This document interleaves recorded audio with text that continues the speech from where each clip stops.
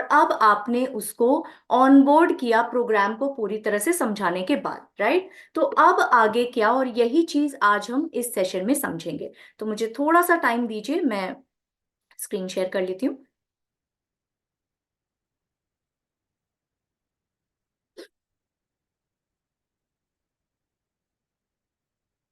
अ, मेरी screen visible है शायद, है ना?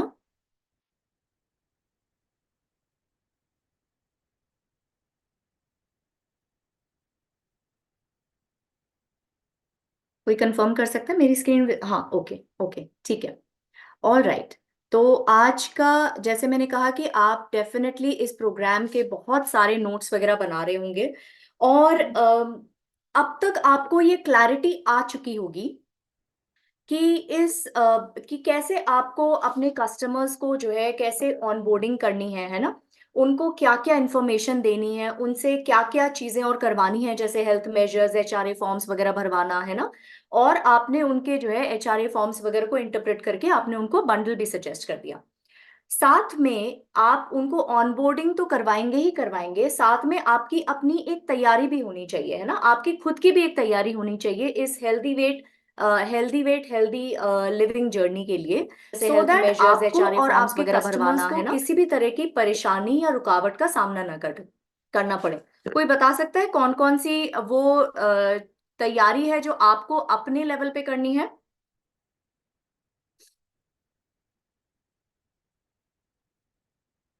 कोई भी, कल आई थिंक हमने 12 स्टेप्स समझे थे, कि कौन से वो 12 स्टेप्स हैं जो आप ऑनबोर्डिंग के साथ, ऑनबोर्डिंग में आपको वो कौन से 12 स्टेप्स हैं जो आपको करने चाहिए? Infrastructure, okay. Core team, very important point, core team. Because जैसे होता है ना, जो आपका शरीर है वो आपकी रीढ़ की हड्डी के बिना काम नहीं कर सकता, है ना? वैसी कोर टीम बेसिकली आपके इस पूरे प्रोग्राम की जो है एक स्पाइनल कॉर्ड का काम करेगी, एक बैकबोन का काम करेगी। WhatsApp groups, very very important. Batch size, यानी आप लोग पूरा ध्यान लगा के जो है सारी ट्रेनिंग्स जो है सुन रहे हैं, समझ रहे हैं और नोट्स बना रहे हैं, राइट? तो हाँ, आप लोग के सारे पॉइंट्स बिल्कुल सही हैं, कि आपकी तैयारी में मेजरली क्या करना है, आपको अपनी कोर टीम सेलेक्ट करनी है ना? उनको रिस्पॉन्सिबिलिटीज शेयर करनी है, उनका व्हाट्सएप ग्रुप क्रिएट करना है, इंश्योर करना है कि आपके कस्टमर्स ने अपने सारे टेस्ट करवा लिए हों।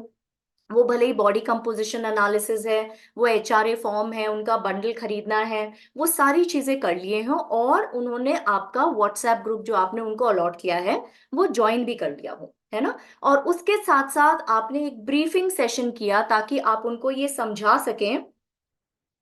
Very good Jagmeet Singh ji. ताकि आप उनको ये समझा सकें कि बेसिकली इस प्रोग्राम का पर्पस क्या है, इस प्रोग्राम से उनको क्या बेनिफिट हो सकते हैं, इस प्रोग्राम का ओवरऑल एक्सपेक्टेशन क्या है ना? तो ये इस पूरे प्रोग्राम, ये जो है कुछ तैयारियां हैं जो आपको करनी चाहिए। तो बेसिकली ऑनबोर्डिंग के थ्रू आपने क्या किया, आपने एक खांचा तैयार कर लिया, है ना? आपने अगर कोई मैन्युफैक्चरिंग यूनिट देखी हुई, उसमें जो प्रोडक्ट लाइन होती है, उसमें जो भी जो है जो उसमें बहुत ही स्टेप बाय स्टेप इंस्टॉलेशन होता है ना? पहले एक, अगर आप मान लीजिए, मैं एक एग्जांपल देती हूँ गाड़ी का ही, तो उसका सबसे पहले एक फ्रेमवर्क तैयार होता है, और उसके बाद ही उसमें अलग अलग तरह की जो है जो चीजें हैं, जो सिस्टम्स हैं, वो इंस्टॉल होते हैं।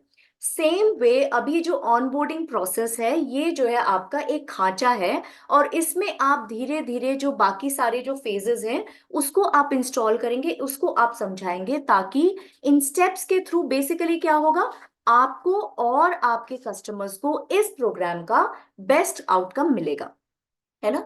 अब जो है ऑनबोर्डिंग के बाद आपका जो नेक्स्ट स्टेप है वो क्या है, बहुत ही इंपॉर्टेंट है, और उसी के ऊपर हमारा आज का प्रोग्राम बेस्ड है, और वो है आपका introduction to gut reset practices, right? ये बहुत बहुत इंपॉर्टेंट लाइक टॉपिक है, बिकॉज अगर मैं आपसे भी पूछूं तो ये आप कल्पना भी नहीं कर सकते, आप सभी लोग जो है लिव 360 प्रोग्राम का हिस्सा रहे हैं, आप इमेजिन कर सकते हैं हेल्दी वेट हेल्दी लिविंग को without gut Recording in progress. Reset phase के?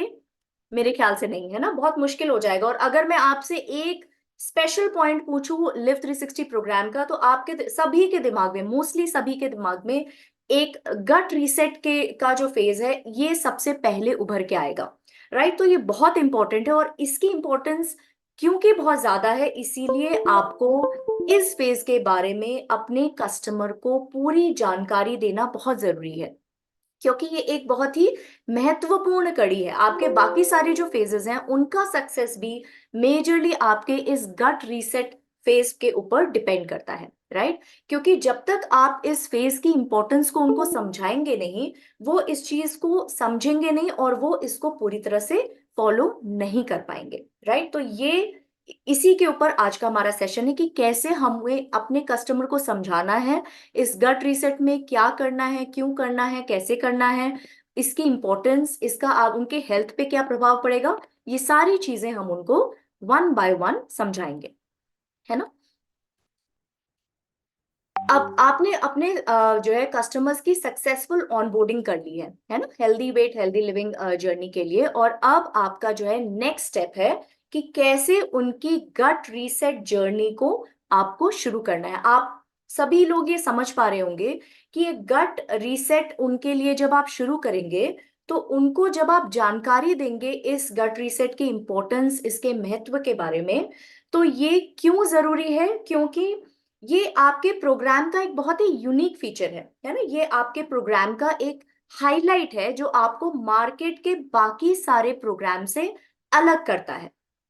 तो अगर आपने इस फेज को अच्छी तरह से अपने कस्टमर को नहीं समझाया, तो उनको कहीं वो कहीं ना कहीं जो है उसमें लैप्स कर जाएंगे, वो कहीं कुछ चीजों को नहीं फॉलो करेंगे, 100% फॉलो नहीं कर पाएंगे। तो अगेन उनको जो है वो जो एक विजिबल रिजल्ट्स उनको दिखने चाहिए 10 डेज के बाद, वो नहीं दिख पाएंगे, राइट। तो इसीलिए उनको बार बार ये एम्फेसाइज कीजिए कि ये जो गट रीसेट है ये आपके बहुत इंपॉर्टेंट फेज है, और ये जब आप वो करेंगे 10 दिन के बाद, तो ऑटोमेटिकली उनको जो है जो आने वाले जो 90 दिन है उसके ऊपर एक एक एक ब्लाइंड ट्रस्ट आ जाएगा कि मुझे गट रीसेट यानी मुझे इस प्रोग्राम के 10 दिन से ही इतना फायदा हो गया, तो मुझे आने वाले 90 दिन में कितना फायदा होने वाला है, राइट। तो एक ट्रस्ट भी बिल्ड हो जाएगा। इसीलिए 10 दिन बहुत जरूरी है उनका क्या करना है उनको ये समझना, ओके। अब आपके सामने सबसे बड़ा सवाल आता है कि उनकी ये जर्नी शुरू कैसे करनी है, राइट। तो उनकी ये जर्नी शुरू करने से पहले आपको मेन चीज किन 3 चीजों पे काम करना है, क्या करना है, कैसे करना है और क्यों करना है। और इन 3 सवालों में से क्यों करना है ये सबसे इंपॉर्टेंट है, बिकॉज क्या और कैसे करना है वो आप ऑलरेडी उनको समझाएंगे, है ना, जब आप उनको गट रीसेट। और मेरा ये सजेशन रहेगा कि जब आप उनको गट रीसेट फेज के बारे में बताएं, तो उनको सिर्फ ब्रीफिंग सेशन में ना करके उनको एक अलग से 30 मिनट्स का एक सेशन दे, ताकि आप उनको इसकी इंपॉर्टेंस समझा सके। अगर आप 1 to 1 कर रहे हैं तो बहुत ही अच्छी बात है, बट अगर आपके पास ग्रुप ऑफ कस्टमर्स है जिसमें 30 लोग, 40 लोग, 50 लोग हैं, तो आप एक स्पेसिफिक सेशन इसके ऊपर डिवोट करके तब उनको समझाएं इसकी इंपॉर्टेंस। बिकॉज जैसे मैंने कहा कि इन 3 सवालों में से क्यों करना सबसे इंपॉर्टेंट है ना। जब आप वो समझ लेंगे कि क्यों करना है, तो ऑटोमेटिकली क्या करना है और कैसे करना है वो उसको 100% फॉलो कर पाएंगे। अब इन 3 सवालों को उनको समझाने के लिए आपके दिमाग में क्या क्या चीजें रहनी चाहिए, है ना। तो सबसे पहले तो जो है आपको क्यों समझाने के लिए आपको ये समझाना है कि जरूरत क्या है गट रीसेट की, है ना। आपके पास बहुत सारे कस्टमर्स हो गए जिनको अगर आप उनसे पूछेंगे, आप उनका क्वेश्चन पढ़ेंगे, तो वो बताएंगे कि नहीं, मुझे कोई भी किसी भी तरह का कोई डाइजेस्टिव कंप्लेंट्स नहीं है। तो हो सकता है उनके मन में ये सवाल आए कि मुझे जब कोई किसी भी तरह का गट रिलेटेड प्रॉब्लम ही नहीं है, तो मेरे लिए ये गट रीसेट क्यों जरूरी है। कुछ लोगों का ग्रुप होगा कि हाँ मुझे एसिडिटी है, गैसेस है, इसीलिए जो है शायद गट रीसेट की जरूरत है ना। और कुछ लोग बिल्कुल ही, शायद एक यंग ग्रुप होगा जिनको किसी भी तरह का कोई प्रॉब्लम नहीं है। तो हर तरह के ग्रुप को आपको ये समझाना बहुत जरूरी है कि गट रीसेट की एक्चुअली जरूरत क्या है, और उसका इस प्रोग्राम में इंपॉर्टेंस या रेलेवेंस क्या है, राइट। और जब आप ये समझाएंगे उनको, तब उनको आपको 2 चीजों का ख्याल रखना बहुत बहुत जरूरी है। कौन सी है वो दो चीजें, दो इंपॉर्टेंट पॉइंट्स, कि सबसे पहले तो आप इसको सिंपल रखेंगे, बिकॉज देखिए आप क्योंकि एमवे से जुड़े हुए हैं, आप न्यूट्रलाइट से जुड़े हुए हैं, तो आपको बहुत सारे ऐसे साइंटिफिक टर्म्स पता होंगे विदाउट एनी साइंटिफिक बैकग्राउंड। लेकिन आपके जो कस्टमर्स हैं उनमें एक वैरायटी हो सकती है ना। कोई हाउसवाइफ हो सकता है, कोई अकाउंटेंट हो सकता है, कोई आईटी इंजीनियर हो सकता है, कोई प्रोफेसर हो सकता है, कोई टीचर हो सकता है। तो इतने डाइवर्स ग्रुप को अगर आप बहुत ही टेक्निकल लैंग्वेज या बहुत ज्यादा साइंटिफिक टर्म्स का इस्तेमाल करेंगे, तो हो सकता है उनके लिए इंटरेस्टिंग नहीं हो, और हो सकता है उनको एक पहाड़ जैसा लगे कि पता नहीं क्या होने वाला है इस गट रीसेट में, है ना। इतनी सारी चीजें वो समझा रहे हैं, काफी चीजें मुझे समझ में नहीं आ रही है, तो पता नहीं क्या होने वाला है। तो सबसे पहले आपको क्या करना है, कीप इट सिंपल। इसको बहुत ही आपको एक आसान भाषा में उनको समझाने की कोशिश करनी है, बहुत ही इजी टू अंडरस्टैंड। लाइफ से रिलेटेड ही आप उनको कुछ एग्जाम्पल्स दीजिए, ताकि उनको ये समझाना आसान हो जाए और उनका समझना भी आसान हो जाए। और इस टाइम पे आपको जो दूसरा पॉइंट आपको ध्यान में रखना है, क्योंकि आपको पता है कि ये 100 दिन की जर्नी में 3 फेजेस हैं, तो अभी इस टाइम पे आप सिर्फ फोकस करेंगे सिर्फ गट रीसेट प्लान पर ही। क्यों? क्योंकि अगे अगर आप अभी से अपना पूरा प्लान एक्सप्लेन करेंगे, तो अगेन उनका फोकस हट सकता है, उनका इंटरेस्ट हट सकता है, या उनको गट रीसेट की इम्पोर्टेंस वो शायद उसको उतना इम्पोर्टेंस ना दे पाए, बिकॉज वो कंफ्यूज हो जाएंगे कि हाँ इंटेंसिव फेज, नाम से इंटेंसिव फेज है, मेंटेनेंस फेज है। तो हो सकता है वो कंफ्यूज हो जाए और इसकी इंपॉर्टेंस को ना समझ पाए। तो अभी इस टाइम पे आपको आने वाली स्टेजेस के बारे में कोई बात नहीं करनी है। अभी इस टाइम पे आप सिर्फ गट रीसेट फेज पर ही आप पूरा फोकस करेंगे, ताकि उनका फोकस और इंटरेस्ट इसी फेज पर केंद्रित रहे। ठीक है। तो अब शुरुआत कैसे करेंगे, उनको इस पूरे गट संबंधी, उनको उस पूरे गट रीसेट क्या इंपॉर्टेंस है, ये एक बहुत बड़ा टास्क है, और मैं कोशिश करूंगी कि आपको इसके लिए मैं कुछ इसको सिंप्लीफाई करके आपको समझा सकूं, ताकि आप उसी तरह से अपने कस्टमर्स को भी समझा सकें। ठीक है। तो यहां पर एक बेस बनाने के लिए आप एक शुरुआत कर सकते हैं, ये समझा के गट के फंक्शंस के बारे में, है ना। एक बेसिक फंक्शनैलिटी आप समझा सकते हैं कि भाई गट बहुत इंपॉर्टेंट है, और आपकी ओवरऑल हेल्थ के लिए गट हेल्थ का ठीक होना बहुत जरूरी है, और इसकी इंपॉर्टेंस इतनी ज्यादा है कि इसको हम सेकंड ब्रेन भी कहते हैं, इसको हम एंटेरिक नर्वस सिस्टम कहते हैं। ये आपको उनको बताने की जरूरत नहीं, आप सिंपल लैंग्वेज में ही बोल सकते हैं कि इसका इम्पैक्ट आपके ओवरऑल हेल्थ पे इतना ज्यादा है। जैसे आपका ब्रेन पूरे सिस्टम्स को कंट्रोल करता है, ऐसे ही आपके सारे सिस्टम्स का जो ओवरऑल हेल्थ है वो आपके गट हेल्थ पर भी डिपेंड करता है। ठीक है। और यानी आपके ओवरऑल फिजिकल और मेंटल हेल्थ के लिए गट हेल्थ काफी इंपॉर्टेंट है, बहुत इंपॉर्टेंट है इनफैक्ट। तो अब आप उनको समझाएंगे क्या, कैसे, कि क्यों जरूरत है गट रीसेट की, है ना। आप यहां से शुरुआत करेंगे कि गट रीसेट की जरूरत क्यों है। अब इस चीज के लिए आप एक एक लाइव एग्जाम्पल, लाइफ का कोई एग्जाम्पल दे सकते हैं, और फोन का एक एग्जाम्पल बहुत इजी तरीके से समझने वाला हो सकता है। कैसे, आप ये कह सकते हैं कि आप सभी के पास फोन है ना, और उसमें कई बार बहुत ज्यादा डेटा भर जाने पे, या बहुत ज्यादा मेमोरी फुल हो जाने पे क्या करने लगता है वो, या तो वो जो है वो सिस्टम स्लो हो जाता है, या फिर जो है वो लैग करने लगता है, जो एप्स है वो प्रॉपरली ओपन नहीं हो पाते। राइट। और हम उसको ठीक करने के लिए क्या करते हैं, कुछ चीजें उसमें से डिलीट करते हैं, उसको रीबूट करते हैं, और उसको अपडेट करते हैं। राइट। तो उसी तरह से, क्योंकि हमारी गट भी जो है एक एक सिस्टम ही समझ लीजिए, और हमारे डाइट और हमारे लाइफस्टाइल की वजह से उसमें कुछ ना, जो भी हम गड़बड़ियां करते हैं पूरे दिन भर, पूरे टाइम, है ना, उसकी वजह से क्या होता है, उसमें बहुत ज्यादा टॉक्सिक लोड इंक्रीज हो जाता है, बहुत ज्यादा वेस्ट प्रोडक्ट्स इकट्ठे होने लगते हैं, और जिसकी वजह से वो हमारे गट के बैलेंस को बिगाड़ने लगते हैं। तो उसके लिए हमें उसको रीबूट, उसको अपडेट, और उसको जो है मतलब ठीक से काम करे, उसके लिए क्या करना है, यानी आपके गट हेल्थ की रीबूटिंग के लिए आपको क्या करना चाहिए, आपको गट रीसेट करना चाहिए, राइट। तो ये बहुत ही सिंपल एग्जांपल्स के थ्रू आप उसको समझा सकते हैं। तो जब आपका गट रीबूट हो जाएगा यानी गट रीसेट हो जाएगा, तो ऑटोमेटिकली आपके सिस्टम्स बेहतर काम करने लगेंगे और आने वाले फेजेस में वो आपको एक बेस्ट रिजल्ट, इस पूरे प्रोग्राम का एक बेस्ट आउटकम दे पाएंगे। दूसरी एग्जाम्पल आप कैसे समझा सकते हैं कि जैसे आप एक लंबी जर्नी में जाते हैं, तो आप सारी तैयारियां करते हैं, बट सबसे इंपॉर्टेंट तैयारी कि आपको जिस व्हीकल से जाना है उसकी आप सर्विसिंग कराते हैं, राइट। तो यहाँ पे भी हम healthy weight healthy living journey में जा रहे हैं, और उसके लिए हमारा जो जरिया है वो क्या है, मेजरली आपका गट है ना। क्योंकि जो भी आप आने वाले टाइम में खाना खाने वाले हैं, सप्लीमेंट्स खाने वाले हैं, जो भी चेंजेस करने वाले हैं, कहीं ना कहीं उसका गट पे बहुत ज्यादा इम्पैक्ट है। तो अगर आपकी जो गट नाम की जो गाड़ी है, अगर आप उसकी सर्विसिंग कर लेंगे, तो वो आपको इस healthy weight healthy living journey में एक बहुत ही अच्छा एवरेज देगी, यानी आपको बहुत अच्छे रिजल्ट्स मिल पाएंगे, ठीक है। और यहाँ पे आप थोड़ा सा ये भी समझाएंगे कि जनरली हम क्या समझते हैं कि अगर हमें डाइजेशन रिलेटेड प्रॉब्लम है, तभी हमें तभी हम ये सोचते हैं कि हमें शायद गट रिलेटेड प्रॉब्लम है ना। यानी यानी अगर हमें कोई डाइजेस्टिव प्रॉब्लम है, या अगर हमें मान लीजिए कोई गैस है, एसिडिटी है, ब्लोटिंग है, तभी हम ये सोचते हैं कि हाँ, यानी इसका मतलब मेरा डाइजेस्टिव सिस्टम खराब है या मेरा गट जो है गट में कुछ प्रॉब्लम है।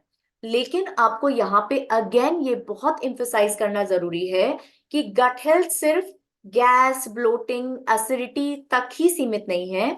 अगर आपका गट हेल्थ सही काम नहीं कर रहा है, तो उसका इम्पैक्ट, उसका जो नेगेटिव इम्पैक्ट है, उसका जो विपरीत प्रभाव है, वो आपके बाकी सारे सिस्टम्स पर पड़ता है, राइट। और इसके लिए कुछ सिम्टम्स चेक आप कर सकते हैं, या इसके लिए कुछ हेल्थ इंडिकेटर्स हैं, और वो एक क्वेश्चनर के फॉर्म में यहाँ पे क्लियरली स्टेटेड है।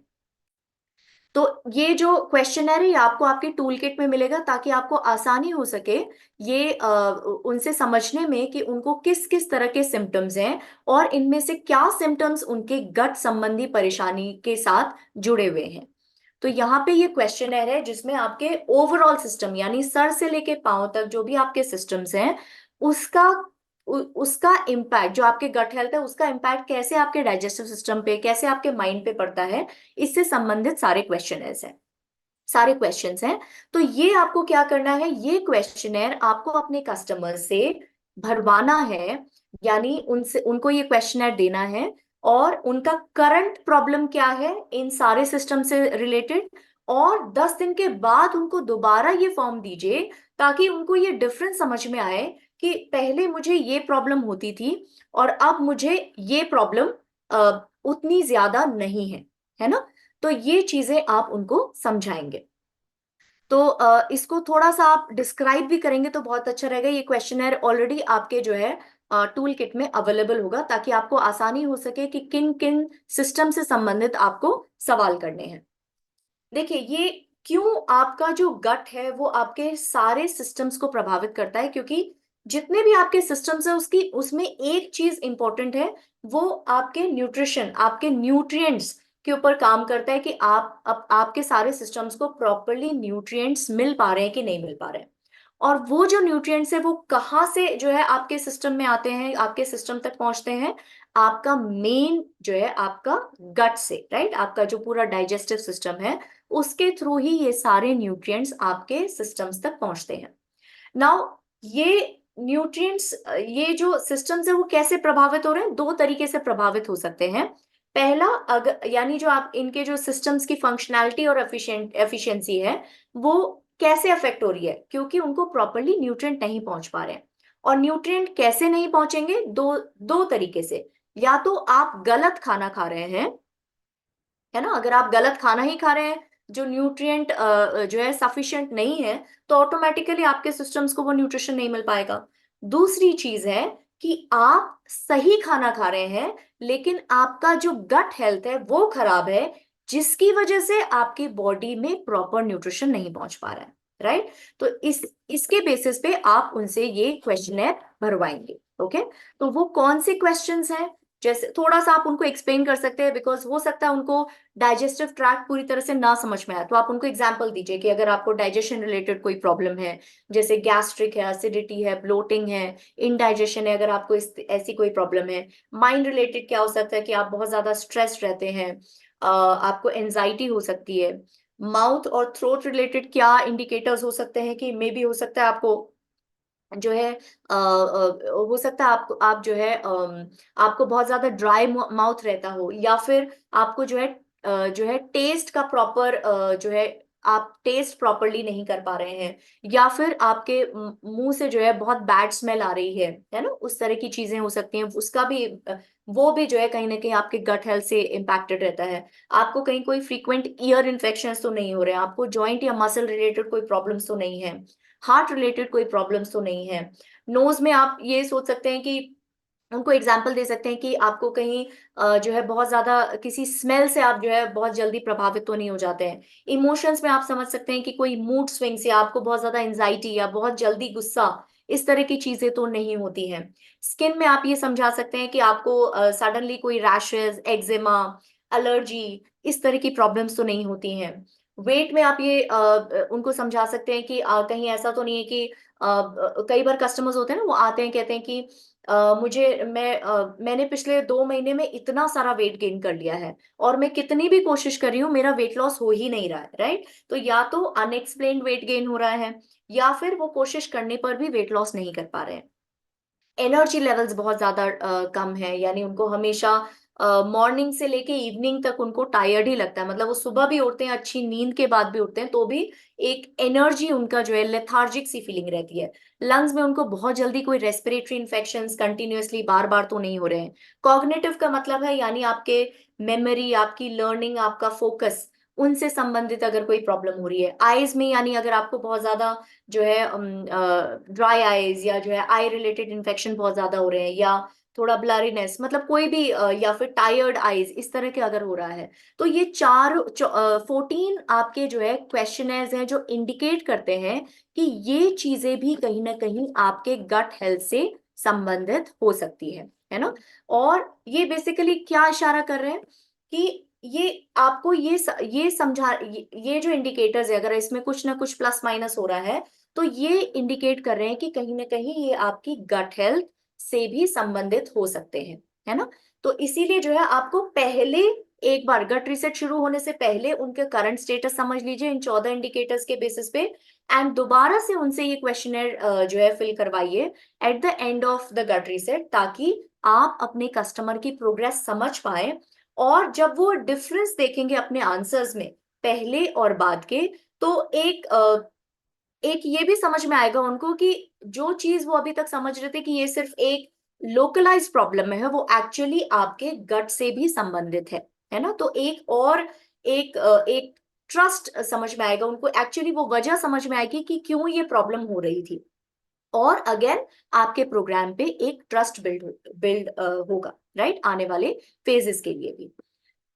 अब यहाँ पे जब आपने उनके करंट स्टेटस को समझ लिया है इन 14 इंडिकेटर्स जो आपके क्वेश्चनेयर में आपको अवेलेबल करवाए जाएंगे, तो आप ये थोड़ा सा उनको समझाइए कि ये जो कुछ कुछ सिम्टम्स हैं, यानी आपकी जो इम्यूनिटी कम हो रही है, या आपको जो स्किन रिलेटेड प्रॉब्लम हो रही है, या आपको जो है जो ये रैशेस हो रहे हैं, या आपको जो ये खाना डाइजेस्ट करने में प्रॉब्लम हो रही है, या जो आपको आप शुगर कंट्रोल नहीं कर पा रहे हैं, आपका शुगर इम्बैलेंस हो रहा है, या आपको बहुत ज्यादा जो क्रेविंग्स हो रही हैं, या जो है आपको अगर किसी फूड से इनटॉलरेंस हो रही है, तो वो कहीं ना कहीं आपके इम्बैलेंस्ड गट की तरफ इशारा करते हैं, राइट। तो यानी यहाँ पे कुछ ना कुछ गड़बड़ है आपके गट में। और वो जो इम्बैलेंस्ड गट है, बेसिकली आप यहीं से थोड़ा सा उनके माइंड में ये पिक्चर डालिए कि इम्बैलेंस्ड गट का मतलब कि बैलेंस नहीं है। किन चीजों के बीच बैलेंस नहीं है?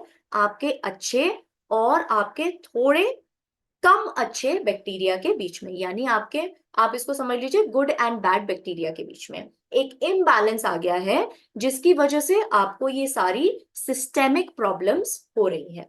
ठीक है। अब आगे आप उनको समझाइए कि ये जो जितने भी आप ये प्रॉब्लम्स देख पा रहे हैं, ये कहीं ना कहीं आपके इम्बैलेंस्ड गट की वजह से है।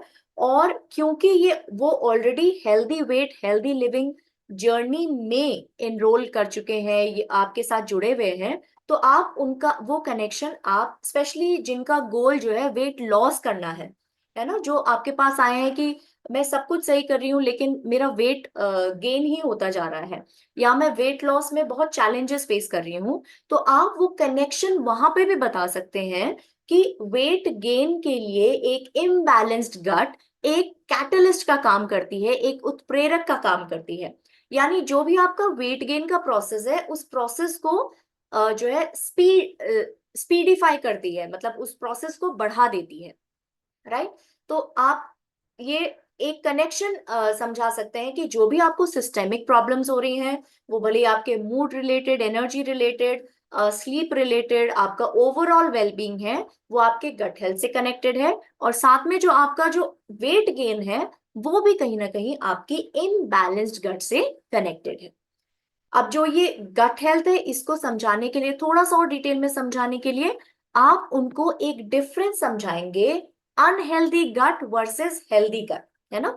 एक इम्बैलेंस्ड गट बेसिकली आपके सिर्फ वेट से ही नहीं, आपको बहुत ज्यादा, क्योंकि जनरली अगर आप अपने कस्टमर से बात करेंगे या नॉर्मली भी आप किसी से बात करेंगे, तो उनको ये समझ में आता है कि भाई मुझे अगर एसिडिटी है, मुझे अगर गैस्ट्रिक है, मुझे अगर इंडाइजेशन है, तभी मैं समझूंगी कि मेरा गट खराब है।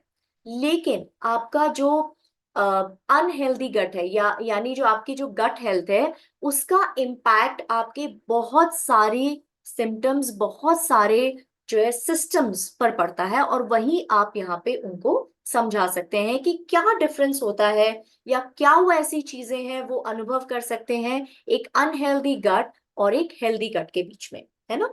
तो सबसे पहले अनहेल्दी गट के, और उसी का जो अपोजिट होगा वो हेल्दी गट होगा।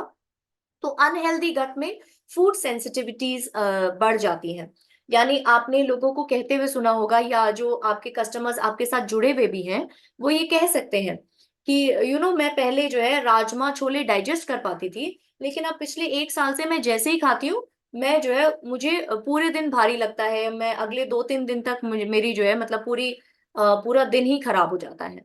तो वो बेसिकली एक इंडिकेशन है कि आपके गट में, उनके गट में एक इम्बैलेंस है between good and bad bacteria. और क्योंकि गुड बैक्टीरिया का नंबर कम है, इसीलिए अब वो जो खाना पहले डाइजेस्ट अच्छे से कर पाते थे, वो अब नहीं कर पा रहे हैं। ब्लोटिंग आफ्टर एवरी मील, है ना। कुछ लोग होंगे वो कहेंगे कि मैं इतना सा भी खाती हूँ तो भी मुझे जो है बहुत ही ब्लोटिंग होती है, मुझे बहुत ही डिस्कम्फर्ट फील होता है हर बार खाने के बाद। मैं बिल्कुल पूरे टाइम, मुझे 2-3 घंटे तो लग जाते हैं, जो है मतलब एक हैवीनेस सी फील होती है। Inconsistent stool and excess gas, तो अनहेल्दी गट का एक और ये इंडिकेशन है, और ये कंप्लीटली डाइजेस्टिव ट्रैक्ट से रिलेटेड है, कि उनके स्टूल्स की जो कंसिस्टेंसी है, वो कभी वो कहेंगे कि आज बिल्कुल जो है लूज मोशन टाइप का हुआ है, आज सॉलिड स्टूल्स हुए हैं, आज मैं मॉर्निंग में मोशन नहीं जा पाया, आज मैं 2 बार गया, आज मैं 3। सो एक इनकंसिस्टेंसी रहेगी, एक साइकिल नहीं होगी उनकी स्टूल फॉर्मेशन के लिए भी और उनके मोशंस जाने के लिए भी। और एक्सेस गैस भी होगा, बिकॉज क्योंकि अगर आपके गट में बुरे बैक्टीरिया यानी बैड बैक्टीरिया ज्यादा है, तो वो बेसिकली क्या कर रहे हैं, वहां पे पड़े हुए, एक तो डाइजेशन वैसे ही अच्छा नहीं है, और वहां पे पड़े हुए खाने का को फर्मेंट कर रहे हैं, यानी उसको सड़ाने का प्रोसेस कर रहे हैं, जिसकी वजह से एक्सेस गैस हो सकता है। जो नेक्स्ट इंडिकेशन है वो है, मतलब आप वो पर्सन कहेगा कि मैं अगर नहीं खाऊं तो ही मुझे बेहतर लगता है, जैसे ही मैं खाता हूँ वैसे ही मुझे जो है सारी प्रॉब्लम शुरू हो जाती है। और उनकी जो क्वांटिटी है वो बहुत बहुत कम होगी, मतलब वो डर के खाते हैं, है ना। उनको लगता है कि मैं नहीं खाऊं तो ज्यादा बेहतर रहेगा। उसके अलावा ऐसे जिनकी अनहेल्दी गट होती है, उनको जो है स्किन रिलेटेड बहुत सारी प्रॉब्लम्स होती है। बहुत ज्यादा एक्ने हो सकते हैं, एक्जिमा मतलब एक स्किन रैशेस टाइप का हो सकता है, इचिंग हो सकती है, स्किन ड्राइनेस, ये बहुत सारे जो है स्किन संबंधी प्रॉब्लम्स हो सकती हैं। स्लीप स्लीप डिस्टर्बेंसेस हो सकते हैं, इसके बारे में हम और डिटेल में बात करेंगे। कांस्टेंट फटीग, टायर्डनेस, ये हो सकता है। मेंटल हेल्थ इम्बैलेंसेस, इसमें जो है अगेन बहुत सारी चीजें हो सकती हैं, मूड स्विंग्स हो सकते हैं, एंजाइटी हो सकता है। उसके अलावा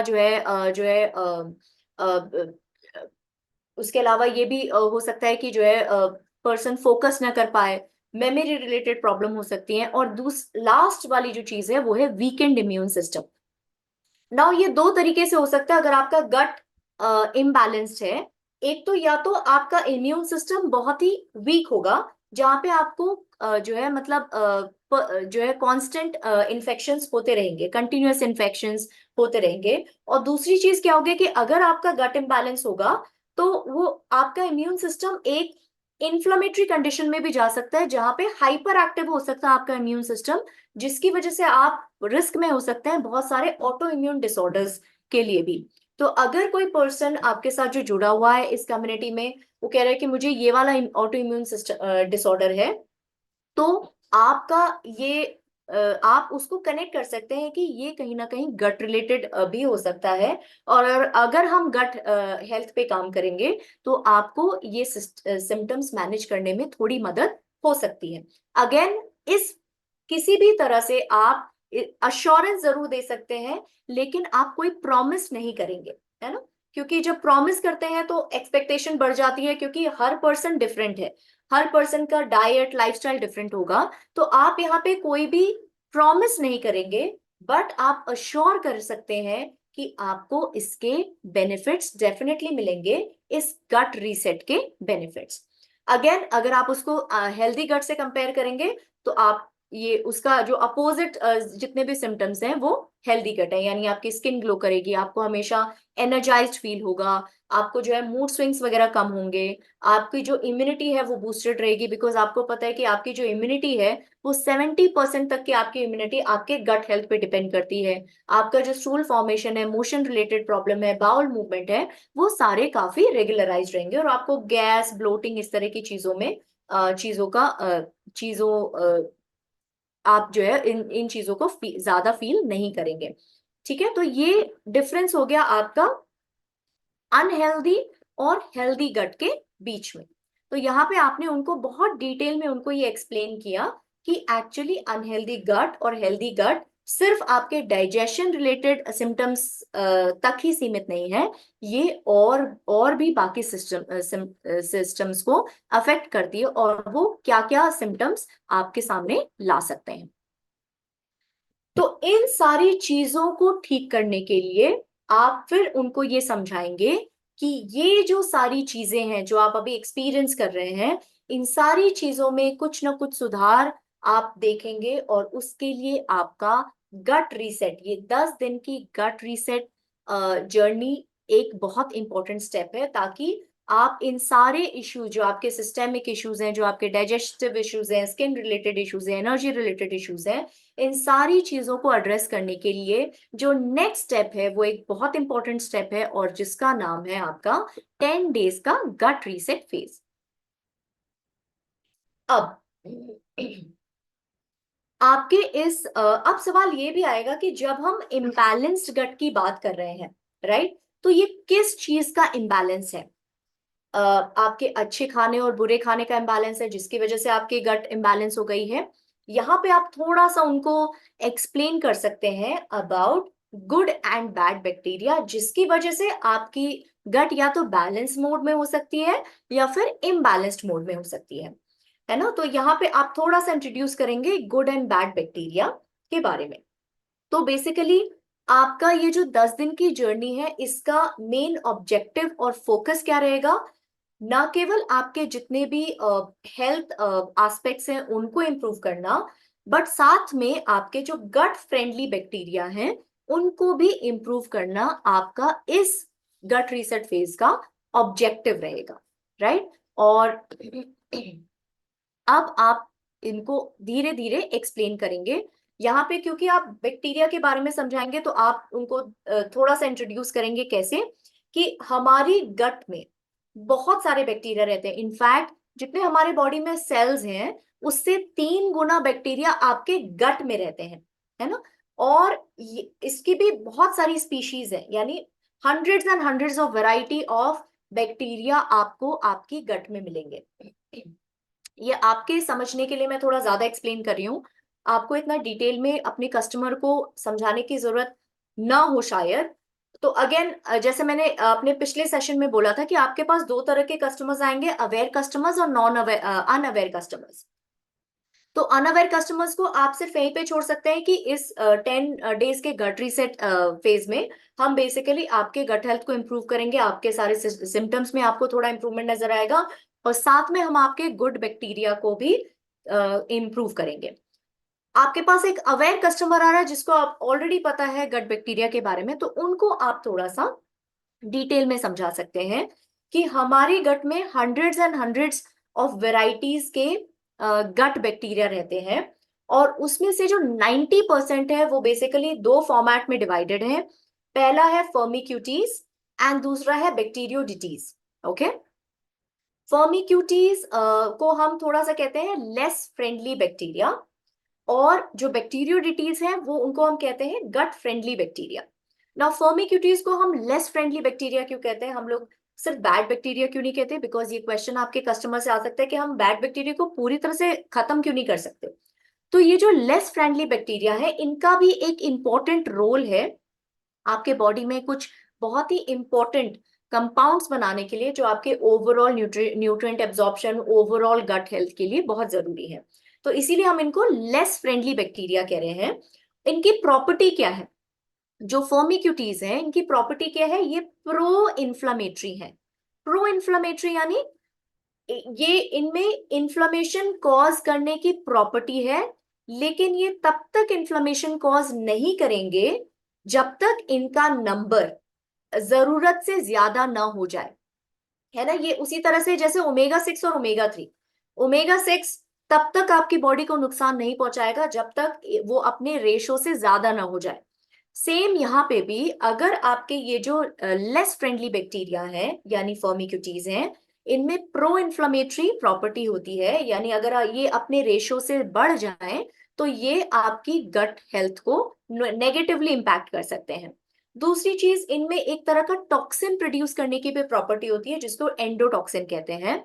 और इनका फेवरेट खाना क्या है, इनका फेवरेट खाना है sugars, refined foods, processed food, fried foods, junk foods, इनका फेवरेट खाना ये है। यानी जो फर्मिक्यूटीज हैं ये मेजरली इस तरह के खाने पे ज्यादा सरवाइव करते हैं, और इनका एक नेगेटिव इम्पैक्ट इन्फ्लुएंस है आपके जो है ग्लूकोज और फैट मेटाबॉलिज्म के ऊपर भी, राइट। इसीलिए इनको हम जो है कई बार डायबिटिक या ओबेसिटी वाला गट भी कहते हैं जिसमें फर्मिक्यूटीज का नंबर ज्यादा होता है। अब दूसरा जो गट फ्रेंडली बैक्टीरिया है जिनको हम गुड बैक्टीरिया भी कहते हैं, जिसका नाम है बैक्टीरियोडिटीज, इनमें क्या प्रॉपर्टी है, इनमें एंटी इंफ्लेमेटरी प्रॉपर्टी है। और इनका फेवरेट खाना क्या है, fibre, whole grain, beans, legumes, plant based plant based proteins, nuts and seeds, ये सारे इनके फेवरेट खाने हैं। तो बेसिकली अगर आप एक लाइन में इस गट रीसेट को अपने कस्टमर को समझाना चाहें, जब आप उनको ये बैक्टीरिया के बारे में समझाएंगे तो आप ये क्या क्या कहेंगे उनको, कि simple formula of gut reset is starve the bad and feed the good. यानी आपको फर्मिक्यूटीज को जो है खाना नहीं देना है, और जो अच्छा बैक्टीरिया बैक्टीरियोडिटीज उनको फीड करना है, ताकि जब उनको फीड करेंगे तो क्या होगा, उनका number day by day increase होगा, और वो आपके इस इम्बैलेंस्ड गट में एक प्रॉपर बैलेंस क्रिएट करेगा, राइट। तो ये करने पे धीरे धीरे ये जो इम्बैलेंस है उसमें सुधार होगा, जो बैलेंस बिगड़ गया है उसमें सुधार होगा, और इससे आपको इस फेज के बेस्ट रिजल्ट मिलेंगे, राइट। तो ये आपको बार बार उनको बीच बीच में समझाना जरूरी है कि इस प्रोग्राम के बेस्ट आउटकम के लिए, जो आपके ओवरऑल प्रोग्राम है उसका उसके बेस्ट रिजल्ट्स पाने के लिए ये फेज बहुत ज्यादा इंपॉर्टेंट है। पूरे प्रोग्राम की सक्सेस आपके इस फेज पर काफी हद तक डिपेंडेंट है, और इसलिए बार बार कस्टमर को अलाइन कीजिए कि वो इस फेज को सीरियसली लें, और ताकि जो भी आप गाइडलाइंस उनको दे रहे हैं उनके डाइट या लाइफस्टाइल से रिलेटेड, वो उसको प्रॉपरली फॉलो कर सके। अब जो नेक्स्ट चीज जब आप ये बताएंगे कि भाई जो है ये गट रीसेट, हमने गट के इम्बैलेंस को सुधारने के बाद आपको क्या क्या बेनिफिट्स होंगे, तो हेल्दी गट के बारे में हमने ऑलरेडी समझ लिया है। क्या क्या बेनिफिट्स वो देख सकते हैं, उनके मेटाबॉलिक पैरामीटर्स इंप्रूव हो सकते हैं, यानी उनके शुगर लेवल ज्यादा कंट्रोल में आ सकते हैं, उनको जो है एनर्जी लेवल्स इंप्रूव हो सकते हैं, उनको वेट रिलेटेड चीजों में, वेट रिलेटेड जो नंबर्स हैं, फिगर्स हैं, उसमें डिफरेंस नजर आ सकता है, उनके एनर्जी लेवल इंप्रूव हो सकते हैं, उनके वेट मैनेजमेंट की जर्नी, फर्दर जो जर्नी है वो स्मूथ हो सकती है, वो ट्रिगर हो जाएगी एंड वो प्रॉपरली हेल्दी तरीके से कर पाएंगे अपना वेट लॉस। उनके जो डाइजेस्टिव रिलेटेड प्रॉब्लम्स हैं वो सबसाइड हो जाएंगे, गैस है, ब्लोटिंग है, इंडाइजेशन है, एसिडिटी है, उसमें उनको कमी नजर आएगी। उसके अलावा उनके मूड पे भी एक पॉजिटिव इम्पैक्ट आएगा, यानी जो पहले उनको एक इरिटेटेड सी फीलिंग रहती थी, या मूड स्विंग्स होते थे, या बहुत ज्यादा क्रेविंग्स होती थी, उन सारी चीजों में भी उनको सुधार नजर आएगा, उनका इम्यूनिटी बूस्ट हो जाएगा, और उसके अलावा उनकी स्लीप क्वालिटी इंप्रूव हो जाएगी, उनको स्ट्रेस में काफी इंप्रूवमेंट नजर आ सकता है। उसके अलावा उनकी एक्सरसाइज और हाइड्रेशन और बाकी सारी जो लाइफस्टाइल रिलेटेड जो चेंजेस हैं वो एक हेल्दी हैबिट बिल्डिंग की तरफ जाएंगे। ओके, तो बेसिकली आप इस इम्बैलेंस को जब आप ठीक करते हैं अपने गट से, गट रिलेटेड, तो आपको ये सारे बेनिफिट्स नजर आएंगे। और इससे रिलेटेड भी आपको आपके टूल किट में आपके जो है कुछ क्यू कार्ड्स होंगे, ताकि आप कोई भी पॉइंट मिस न कर पाए उनको अपने कस्टमर को समझाने के लिए। अब तो यहाँ पे आप देख पा रहे हैं कि गट रीसेट के कॉन्सेप्ट के एक्सप्लेनेशन के लिए आपका क्यू कार्ड यहाँ पे दिया हुआ है। और अगेन जैसे मैंने आपको पहले एक्सप्लेन किया, दो तरह के बैक्टीरिया मेजरली आपके गट में रिजाइड करते हैं, और बाकी जितने भी टाइप्स हैं वो सब इन्हीं इन्हीं के अंडर आते हैं, राइट, बैक्टीरियोडिटीज एंड फर्मिक्यूट्स। एंड इसीलिए क्योंकि जो है फर्मिक्यूटीज आपके जो है कार्बोहाइड्रेट और फैट मेटाबॉलिज्म को अफेक्ट करते हैं, इसीलिए ये रिस्पॉन्सिबल होते हैं, इनका अगर नंबर इंक्रीज होता है, अगर इनका रेशो बैक्टीरियोडिटीज के कंपैरेटिव में ज्यादा होता है, तो ये रिस्पॉन्सिबल होते हैं वेट गेन के लिए, और इसीलिए इनको ओबीज डायबिटिक गट भी कहा जा सकता है ना। और उसी तरह से उसके अगेंस्ट अगर आप बैक्टीरियोडिटीज कहेंगे, तो अगर इनका नंबर कंपैरेटिवली ज्यादा होगा, तो ये आपके वेट लॉस जर्नी में हेल्प करेंगे। एक हेल्दी गट गट को रिप्रेजेंट करते हैं, जिसमें आपके बैक्टीरियोडिटीज का रेशो ज्यादा होता है और फर्मिक्यूटीज का रेशो कम होता है। ठीक है, तो gut is known to be the foundation of our health, and this program basically focuses on restoring the balance of your gut microbiome through dietary and lifestyle changes. तो ये क्यू कार्ड आप अगर उनको विजिबली उनको दिखा रहे हैं, या ये आपके अपने सपोर्ट के लिए है ताकि आप कोई पॉइंट मिस न कर पाए, तो ये आपके लिए बहुत ही हेल्पफुल रहेगा, जो आपको आपके टूल किट में अवेलेबल करा दिया जाएगा। अब अगेन जैसे इससे पहले मैंने एक्सप्लेन किया कि हेल्दी गट बेनिफिट्स एक्सप्लेनेशन के लिए ये जो क्यू कार्ड है उसमें जैसे मैंने समझाया था कि मेटाबॉलिक पैरामीटर्स में आपको इंप्रूवमेंट नजर आएगा, स्लीप क्वालिटी में, स्ट्रेस में, मूड बूस्टिंग में, ये सारे जो है आपको बेनिफिट्स नजर आएंगे जब आपकी गट हेल्दी होगी। अब जो नेक्स्ट स्टेप उनको समझाना है कि अभी आपने क्यों समझा दिया है, अब आपको समझाना है क्या और कैसे, है ना। अभी आप समझाएंगे कि क्या करना है और कैसे करना है, जिसके लिए उनका ये जो गट रीसेट जिन 4 पिलर्स पे जो है खड़ा है या रखा हुआ है, उनको उनको समझाना बहुत जरूरी है। और ऐसे आप एक एक करके चारों पिलर्स के बारे में समझाएंगे। कोई गैस वो 4 पिलर्स क्या हो सकते हैं?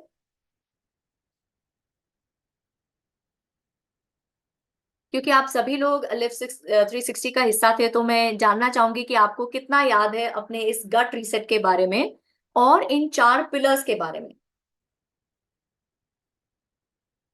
कोई गैस?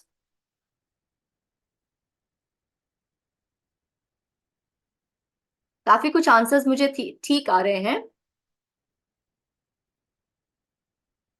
Very good. तो अभी आप लोगों ने सबने एक एक पॉइंट करके दिया है, उन 4 पिलर्स को हमें कंसाइज फॉर्म में अगर समझे, तो वो 4 पिलर्स हैं: आपका हेल्दी ईटिंग प्रैक्टिसेस, आपका एक्सरसाइज, आपका लाइफस्टाइल रिलेटेड चेंजेस, एंड आपके सप्लीमेंट्स। ठीक है। अब आपके पास ऐसे कस्टमर भी आ सकते हैं कि इन 4 पिलर्स में से अगर मैं सिर्फ 2 फॉलो करूं तो चल जाएगा, क्योंकि मैं ट्रैवल कर रहा हूं या मेरे पास ये काम आ गया है ना। तो आपको अगेन ये एम्फसाइज करना बहुत जरूरी है, that they need to follow all the 4 pillars for best health. ठीक है, तो आप वो ये कह सकते हैं कि मैं सिर्फ सप्लीमेंट्स और डाइट फॉलो करूंगा, एक्सरसाइज और लाइफस्टाइल चेंज के लिए मेरे पास टाइम नहीं है क्योंकि मेरा रूटीन उस तरह का है।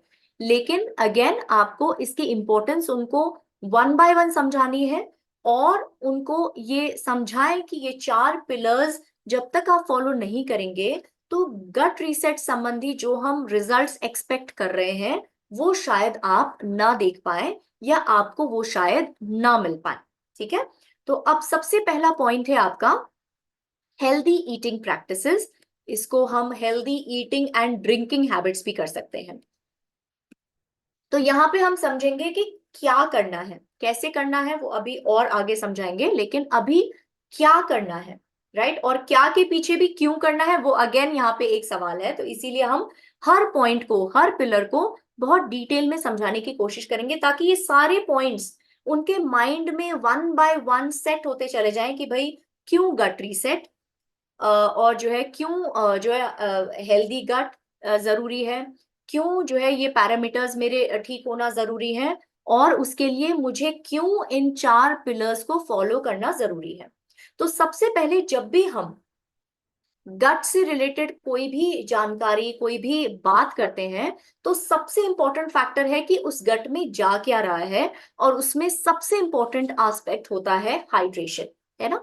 तो सबसे इंपॉर्टेंट चीज hydration, and specially morning hydration, आपको उनको एक्सप्लेन करना जरूरी है कि ठीक है भाई, आप रात में तो जो है लेटे रहते हैं, आपके सिस्टम्स, आप तो रेस्ट पे रहते हैं लेकिन आपके सिस्टम्स फिर भी काम कर रहे होते हैं, जिसकी वजह से बहुत सारे टॉक्सिन्स आपके सिस्टम में, आपके ब्लड में, आपके लिवर में, आपके गट में जो है इकट्ठा हो जाते हैं, जिनका मॉर्निंग में फ्लश आउट होना बहुत जरूरी है। मॉर्निंग में फ्लश आउट कैसे करेंगे आप? प्रॉपर हाइड्रेशन के थ्रू। यानी आप समझ लीजिए आपके जितने भी चैनल्स हैं वो अगर आपके ब्लॉक्ड नालियां हैं, और उसको साफ करने के लिए आपको बेसिकली क्या करना होता है, एक सिंपल चीज है, आपको बहुत ज्यादा पानी डालना है ताकि आपके वो जो जितना भी टॉक्सिक लोड है आपके सिस्टम पे वो फ्लश आउट हो सके। और मॉर्निंग में जो दिन की शुरुआत है आप किन चीजों से कर सकते हैं? फंक्शनल जूसेस या वाटर, यानी फंक्शनल जूसेस या फंक्शनल वाटर से। नाउ ये है क्या फंक्शनल जूसेस या वाटर? फंक्शनल जूसेस या फंक्शनल वाटर, इसको हम इन्फ्यूज्ड वाटर भी कह सकते हैं, ये कुछ स्पेसिफिक इंग्रेडिएंट ऐड करके बनाए जाते हैं, मेजरली इन रॉ फॉर्म, है ना? इसको कुछ भी पका के नहीं करना है, majorly in raw format, which helps in hydrating the body, in detoxifying the body. और उसमें जो स्पेसिफिक इंग्रेडिएंट है उसकी वजह से क्या होता है कि आपके बॉडी के कुछ स्पेसिफिक फंक्शंस हैं वो पॉजिटिवली इंपैक्ट होते हैं, और साथ में आपको जो भी इंग्रेडिएंट्स उसमें गए हैं उसका न्यूट्रिशनल बेनिफिट भी मिलता है। ठीक है, इसको आप एक एक एग्जांपल से समझिए कि मान लीजिए आपने tomato and carrot juice suggest किया, तो टोमेटो एंड कैरेट जूस को जब आप रॉ फॉर्मेट में जो है ब्लेंड करेंगे, तो क्या होगा, एक तो फाइबर रिच हो जाएगा, साथ में जो है पानी की क्वांटिटी अगर ज्यादा रखेंगे तो अगेन वो हाइड्रेशन का काम करेगा, जो फर्दर आपका जो हाइड्रेशन एंड फाइबर रिच होने की वजह से वो क्या करेगा, आपके सिस्टम को डिटॉक्स करेगा। और साथ में क्योंकि टोमेटो विटामिन सी और लाइकोपीन रिच है, कैरेट अगेन विटामिन ए और जो है कैरोटीन विटामिन ए रिच है, तो उसकी वजह से क्या होगा, आपको उसका एक न्यूट्रिशनल बेनिफिट भी मिलेगा सुबह सुबह उठ के। ठीक है, इस चीज में अगेन आप उनको डिफरेंट ऑप्शन सजेस्ट कर सकते हैं जो उनके पास अवेलेबल है, कन्वीनियंट है, इजी टू डू है। हमारा मकसद यहाँ पे गट रीसेट करने का मतलब ये नहीं कि हम उनकी लाइफ डिफिकल्ट बना दें, तो आप जितना उनके जो है हर स्टेप को इजी कर सकते हैं, यानी अगर आप उनको फंक्शनल जूसेस या वाटर भी सजेस्ट कर रहे हैं, वो इजी टू डू होना चाहिए ताकि वो सुबह उठ के उनको एक हैसल ना लगे कि ओफो अब मुझे फंक्शनल जूस भी बनाना है ना? बहुत इजी टू डू, जो भी आप उनके घर में अवेलेबल है उसमें से जो बेस्ट ऑप्शन है आप उनको वो ऑप्शन सजेस्ट कर सकते हैं, आप उनको डिफरेंट आइडिया सजेस्ट कर सकते हैं, और आप उनको ये भी सजेस्ट कीजिए कि इसके लिए आप अपनी खुद की क्रिएटिविटी भी इम्प्लीमेंट कर सकते हैं। यानी और साथ में आप उनको ये भी बोल सकते हैं कि कुछ हर्ब्स एंड स्पाइसेस का भी इस्तेमाल करें, जैसे जीरा एंड सौंफ वाटर एक बहुत ही अच्छा ड्रिंक है आपके एसिडिटी, गैसेस, ब्लोटिंग वगैरह के लिए। एप्पल साइडर विनेगर या सिनेमन वाटर, वो आपके कहीं ना कहीं एक शुगर लेवल को एक एक बहुत ही माइल्ड इम्पैक्ट रहता है उसके रेगुलेशन के लिए। तो इस तरह की चीजें आप उनको सजेस्ट कर सकते हैं। जब प्रॉपर पानी के इंटेक की बात आती है तो यहाँ पे अगेन आप उनको बोलेंगे, डेफिनेटली उनको रेकमेंड कीजिए कि एटलीस्ट 2 लीटर पानी का इस्तेमाल होना बहुत बहुत जरूरी है। ठीक है। और अगेन आप उनको ये समझाइए कि पानी का इंटेक जरूरी क्यों है। तो सबसे पहले तो अ, आप समझते हैं कि अगर आप वो पानी ज्यादा पिएंगे तो उनके मोशंस, उनके बाउल मूवमेंट्स में रेगुलेशन आएगा, मतलब उनके बाउल मूवमेंट ज्यादा रेगुलर हो जाएंगे, कॉन्स्टिपेशन में रिलीफ मिलेगा। जो वो खाना खाते हैं, यानी अगर आप देखिए जब आपका मुंह बहुत ड्राई होता है तो आप जो भी खाना खाते हैं उसको चबाने में, उसको जो है मिक्सिंग में, उसको निगलने में बहुत दिक्कत होती है। और आपको पता है कि फूड का ब्रेकडाउन आपके माउथ से शुरू होता है। तो अगर आप पानी का इंटेक अच्छा रखेंगे तो जितने भी आपके बॉडी में जो एंजाइम्स हैं, राइट, वो अच्छे से बन पाएंगे, वो उस फूड का ब्रेकडाउन अच्छे से कर पाएंगे।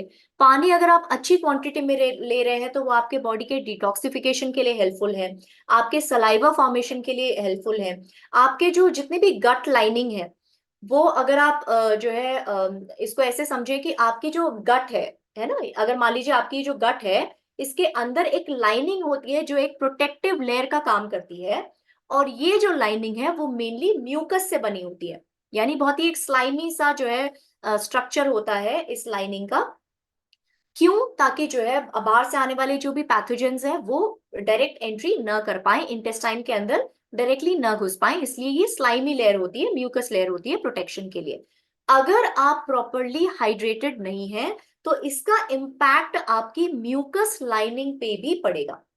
नेक्स्ट चीज, क्योंकि आप healthy weight healthy living journey में ऑलरेडी इनरोल कर चुके हैं, तो अगर आप अपनी बॉडी को हाइड्रेटेड नहीं रखेंगे तो वो एक रॉन्ग इंडिकेटर देगा आपकी क्रेविंग्स के लिए भी। अगर आप डिहाइड्रेटेड है, अगर आपका हाइड्रेशन लेवल प्रॉपर नहीं है, तो वो आपको एक कह सकते हैं स्यूडो हंगर क्रेविंग्स की तरफ ले जा सकता है, कि आपको लगेगा मुझे भूख लगी है, भूख भूख लगी है, बट एक्चुअली वो हाइड्रेशन की कमी है। ठीक है। और साथ में डेफिनेटली न्यूट्रिएंट ट्रांसपोर्ट का भी काम करता है। तो ये बहुत सारे फैक्टर्स हैं जिसके लिए आपकी बॉडी का हाइड्रेटेड रहना बहुत जरूरी है। अगर किसी को प्लेन वाटर नहीं पीना है तो आप उनको कुछ इन्फ्यूज्ड वाटर सजेस्ट कर सकते हैं, बट पानी का इंटेक प्रॉपर रहना बहुत जरूरी है। अब हेल्दी ड्रिंकिंग की बात कर ली हमने, अब हेल्दी प्लेट की बात करते हैं। और जब हम हेल्दी प्लेट की बात करते हैं तो आई थिंक आप सभी लोग अगर थोड़ा सा याद कर सकें, और हो सकता है अभी भी आपकी प्लेट इसी तरह के हेल्दी प्लेट कॉम्पोजिशन से ही बनी होती होंगी, बिकॉज जैसे हमने कहा था कि वो सिर्फ 100 दिन की जर्नी है, वो लाइफ लॉन्ग जर्नी है। तो यहाँ पे भी हेल्दी प्लेट कॉम्पोजिशन बहुत ही सिंपल है समझाना, इसमें कोई साइंस फॉर्मूला नहीं चाहिए, है ना, बहुत ही सिंपल है समझाना। तो यहाँ पे आप हेल्दी मील प्लेट कॉन्सेप्ट समझाएंगे कि स्पेशली इस गट रीसेट में 50%, यानी आपकी जो आधी प्लेट है वो आपके वेजिटेबल से भरी होनी चाहिए, है ना। आपके वो कुक्ड फॉर्म हो सकते हैं, रॉ फॉर्म हो सकते हैं, प्रेफरेबली अगर ऐसा हो कि 25% रॉ फॉर्म हो, 25% कुक्ड फॉर्म हो। 25% आपका प्रोटीन यानी प्लांट बेस्ड प्रोटीन होना चाहिए, और 25% आपका कॉम्प्लेक्स कार्बोहाइड्रेट होना चाहिए। तो इस तरह से आपको उनको समझाना है कि आपकी आज से मील प्लेट इस तरह की डिजाइंड होनी चाहिए, और ये सारे जो न्यूट्रिएंट कॉम्पोजिशन है वो इसी प्रोपोर्शन में आपकी प्लेट में होने चाहिए। और उसके लिए आप कुछ एग्जाम्पल भी दे सकते हैं कि हो सकता है उनको कॉम्प्लेक्स कार्ब समझ में नहीं आए, तो आप उनको समझाइए कि जो रिफाइंड कार्ब्स है, मैदा वगैरह छोड़ के आप जो है कॉम्प्लेक्स कार्ब जैसे जितने भी आपके मिलेट्स हैं, ज्वार हो गया, बाजरा हो गया, रागी हो गया, आपका जो है मल्टीग्रेन हो गया, ब्राउन राइस हो गया, रेड राइस हो गया, किनवा हो गया, ब्रोकन व्हीट हो गया, ये सारे आपके कॉम्प्लेक्स कार्बोहाइड्रेट में आते हैं। प्रोटीन के फिर आप डिफरेंट एग्जांपल्स दे सकते हैं प्लांट बेस्ड प्रोटीन के, और उसी तरह से आप वेजिटेबल्स एंड फ्रूट्स के कुछ एग्जाम्पल दे सकते हैं। तो उनको ये एम्फोसाइज करना है कि ये आपका हेल्दी प्लेट होना चाहिए आज से, specially 10 days of gut reset में। उसके बाद आप उनको थोड़ा ये भी समझाइए, क्योंकि हम हेल्दी प्लेट की बात कर रहे हैं, तो उस प्लेट तक आने तक वो न्यूट्रिशन रहना चाहिए। तो उसके लिए आप क्या उनको समझाएंगे कि आप सीजनल वेजिटेबल्स लीजिए, local fruits and vegetables use कीजिए, उसके लिए आपको किसी भी तरह के एग्जॉटिक फ्रूट्स एंड वेजिटेबल्स का इस्तेमाल करने की जरूरत नहीं है। उसके अलावा use of herbs and spices आप बताइए, बिकॉज उसका भी आपके सिस्टम, आपके गट हेल्थ पे बहुत इंपैक्ट पड़ता है। आप ये भी समझाइए कि आप किस तरह से कुक कर रहे हैं। आपने सबसे अच्छा फ्रूट एंड वेजिटेबल्स ले लिए, प्लांट बेस्ड प्रोटीन ले लिया, बट आपने कुकिंग में उसमें बहुत ज्यादा ऑयल डाल लिया, बहुत ज्यादा फ्राइंग कर ली। तो आप उनको हेल्दी वे ऑफ कुकिंग के भी एक दो कॉन्सेप्ट समझा सकते हैं, स्टैक कुकिंग समझा सकते हैं, स्टीमिंग समझा सकते हैं, ताकि जो न्यूट्रिएंट डेंसिटी है आपकी प्लेट पे, जो आपका खाना आ रहा है उसकी जो न्यूट्रिएंट डेंसिटी है वो इंटैक्ट रहे। साथ में आप उनको कुछ और प्रोसेस समझा सकते हैं कि सोकिंग और स्प्राउटिंग से जो है आपका जो न्यूट्रिएंट एब्जॉर्प्शन है, न्यूट्रिएंट एनहांसमेंट वो होगा। ओके, तो ये आप कुछ तरीके उनको समझा सकते हैं ताकि जो हेल्दी मील प्लेट है वो सही तरीके से वो फॉलो कर सके आने वाले 10 दिन के लिए। और साथ में यहाँ पे थोड़ा सा ये कॉन्सेप्ट समझाइए, माइंडफुल ईटिंग। आप कितना भी अच्छा खाना अपनी प्लेट में रख रहे हैं, अगर आप उसको माइंडफुली नहीं खा रहे हैं तो अल्टीमेटली आपके गट को उसको डाइजेस्ट, एब्जॉर्ब, उन न्यूट्रिएंट्स को डाइजेस्ट और एब्जॉर्ब करने में तकलीफ होगी ही होगी। तो इसलिए उनको थोड़ा सा माइंडफुल ईटिंग का कॉन्सेप्ट भी आप समझा सकते हैं। ठीक है, तो अगर आप यहाँ पे देखें, उनका मील प्लेट का कॉन्सेप्ट इस तरह का होना चाहिए। इससे भी रिलेटेड आपको क्यू कार्ड आपके टूल किट में अवेलेबल करा दिया जाएगा। यहाँ पे उनके एचआरए के थ्रू जो है आपने उनके प्रेफर्ड कुजीन को भी समझ लिया होगा, तो यहाँ पे आप उनके प्रेफर्ड कुजीन के हिसाब से आप उनको कुछ ऑप्शंस दे सकते हैं कि भाई ब्रेकफास्ट में आप ये खा सकते हैं, मिड मॉर्निंग स्नैक में आप ये खा सकते हैं, लंच में आपके लिए ये ऑप्शन हो सकते हैं। बिकॉज एक्चुअली ये सारी चीजें जनरल ही हैं, लेकिन एक हमारे दिमाग में परसेप्शन है कि अगर हम अच्छा खाना फॉलो कर रहे हैं, यानी राइट ईटिंग कर रहे हैं, वो एक तरह से डाइटिंग है। तो जब आप उनके दिमाग में ये कुछ ऑप्शंस डालेंगे तो उनको एक क्लैरिटी भी आ जाएगी कि हाँ, ये काफी कुछ ऑलमोस्ट वैसा ही है जो हम लोग डेली रूटीन में खाते हैं, बट उसका एक हेल्दियर वर्जन उनको फॉलो करना है ब्रेकफास्ट, लंच, डिनर और स्नैक्स के फॉर्म में। अब नेक्स्ट जो कॉन्सेप्ट आ रहा है, बिकॉज हम हेल्दी ईटिंग की बात कर रहे हैं, तो जो स्नैकिंग टाइम है वो एक बहुत ही खतरनाक टाइम है आपके कस्टमर्स के लिए, है ना। आप ब्रेकफास्ट बहुत अच्छा हेल्दी हो जाता है, लंच बहुत हेल्दी हो जाता है, डिनर बहुत हेल्दी हो जाता है, बट लोग कंफ्यूज रहते हैं कि स्नैक में मैं ऐसा क्या हेल्दी खाऊं। राइट, तो उसमें आप उनको सजेस्ट कर सकते हैं कुछ फूड ग्रुप्स इंक्लूड करने के लिए, जैसे नट्स हो गए, सीड्स हो गए, फ्रूट्स हो गए, वेजिटेबल जूसेस हो गए, कुछ सैलेड्स हो गए, कुछ सूप्स हो गए। उस तरह के ऑप्शंस आप उनको स्नैक टाइम के लिए बता सकते हैं, समझा सकते हैं। ठीक है, तो ये हो गया आपका healthy eating and healthy drinking. अब जो नेक्स्ट पिलर है वो है एक्सरसाइज। और आपके कस्टमर थोड़ा कंफ्यूज हो सकते हैं कि भाई एक्सरसाइज का गट हेल्थ से क्या कनेक्शन हो सकता है, और इस गट रीसेट में, बिकॉज हम सिर्फ गट की बात कर रहे हैं, तो उसमें एक्सरसाइज क्यों इंपॉर्टेंट है। तो पहले तो उनको समझाइए कि ये जो सेकंड पिलर है अगेन बहुत इंपॉर्टेंट है, और इसमें आपका रिकमेंडेशन रहेगा कि daily exercise for 30 minutes. Right, तो अब यहां से आप समझाइए कि कैसा कनेक्शन है। तो आप ये समझा सकते हैं कि आजकल हम लोग सब लोग बैठे बैठे काम करते हैं, सेडेंटरी लाइफस्टाइल हो गई है, कोई बहुत ज्यादा मूवमेंट नहीं होती है। स्पेशली हमारा जो एब्डोमिनल एरिया है, जहाँ पे हमारे सारे गट रिलेटेड जितने भी इंपॉर्टेंट ऑर्गन्स हैं वो एक्चुअली हमारी गट रिजाइड करती है। तो अगर आप सेडेंटरी लाइफस्टाइल में हैं, बहुत ज्यादा एक्सरसाइजेस नहीं कर रहे हैं, तो उसकी वजह से दो चीजें हो सकती हैं। एक तो आपका गट रिलेटेड सर्कुलेशन कम हो सकता है, और दूसरी चीजें जो आपके इंटरनल और एक्सटर्नल जो भी एब्डोमिनल मसल्स हैं, जो आपके गट के फंक्शनैलिटी में हेल्पफुल हैं, वो धीरे धीरे डीएक्टिवेट हो सकती हैं, यानी वो अपनी एफिशिएंसी से धीरे धीरे कम काम करना शुरू कर सकती हैं। और इसीलिए इन दोनों चीजों को इंप्रूव करने के लिए आपका डेली बेसिस पे 30 मिनट्स की एक्सरसाइज करना जरूरी है। राइट, और इसकी वजह से आपका जो है, आपका जो गट हेल्थ है वो इंप्रूव होगा। कैसे इंप्रूव होगा, तो सबसे पहले आप ये बताइए कि अगर आप जो है, अगर आप देखें जो है स्लाइड पे कुछ ऐसे आसनास हैं जो आपके एक स्ट्रेचिंग दे रही हैं आपके एब्डोमिनल मसल्स को, आपके चेस्ट और एब्डोमिनल मसल्स को एक स्ट्रेचिंग दे रहे हैं, जिसकी वजह से एक तो सर्कुलेशन इंप्रूव होगा, abdominal muscles internal as well as external activate हो जाएंगी। और एज पर द स्टडी ये भी कहा गया है कि अगर आप प्रॉपर एक्सरसाइज करते हैं तो इसका इम्पैक्ट आपके जो गुड बैक्टीरिया हैं उनको रिफॉर्म करने में और उनकी डाइवर्सिटी यानी उनकी वैरायटी को बढ़ाने में एक बहुत पावरफुल इम्पैक्ट है, और ये एक स्टडी भी उसको सपोर्ट करती है। अब नेक्स्ट चीज क्या है कि जो आपके जो अगर आप देखेंगे जो इतने भी आसनास है उसके साथ अगर आप कुछ ब्रीदिंग प्रैक्टिसेस भी करते हैं, तो ब्रीदिंग प्रैक्टिसेस आपके गट ब्रेन एक्सिस, आप समझते हैं कि ये और ये कनेक्टेड है, यानी अगर आप यहाँ पे टेंशन में है तो आपके जो है साउंड यहाँ पे आती है, और अगर आप यहाँ पे जो है सही से आपका गट काम नहीं कर रहा है तो आपकी टेंशन यहाँ पे बढ़ जाती है। तो ये बेसिकली गट ब्रेन एक्सिस है। तो जितने भी आपके योगासनास हैं या जितने भी आपके ब्रीदिंग प्रैक्टिसेस हैं, ये बेसिकली इस लिंक को और स्ट्रॉन्ग बनाते हैं सो दैट ये इंफॉर्मेशन और ये कम्युनिकेशन प्रॉपरली हो सके। उसके अलावा क्या होता है, जितने भी आपके जैसे जितने भी आपके ट्विस्टिंग मूवमेंट है, रनिंग मूवमेंट है, साइकिलिंग मूवमेंट है, ये जो आपकी जो स्लाइटली थोड़ा सा इंटेंसिव एक्सरसाइजेस है, ये आपके फील गुड हॉर्मोन्स यानी एंडोर्फिन्स रिलीज करती हैं। इसीलिए आपको एक्सरसाइज के बाद बहुत ही फ्रेश एनर्जाइज लगता है, आपका मूड अच्छा हो जाता है ना, क्योंकि उसकी वजह क्या है, आपके फील गुड हॉर्मोन्स। और ये जो फील गुड हॉर्मोन्स है ये बेसिकली क्या करते हैं, आपके स्ट्रेस हार्मोन को कम करते हैं। आपके जब स्ट्रेस हार्मोन कम होंगे तो ऑटोमेटिकली उनका जो नेगेटिव इम्पैक्ट है आपके गुड बैक्टीरिया के ऊपर वो कम होगा, एंड इससे जो है आगे आपकी गट हेल्थ और इंप्रूव होगी। और साथ ही अगर आप एक्सरसाइज करते हैं, क्योंकि आप एक healthy weight healthy living journey का हिस्सा हैं, तो ये आपके वेट मैनेजमेंट, स्ट्रेस मैनेजमेंट, आपके पोस्चर, आपके एनर्जी लेवल्स, इन सारी चीजों को भी इंप्रूव करने में काफी हेल्पफुल रहेगा।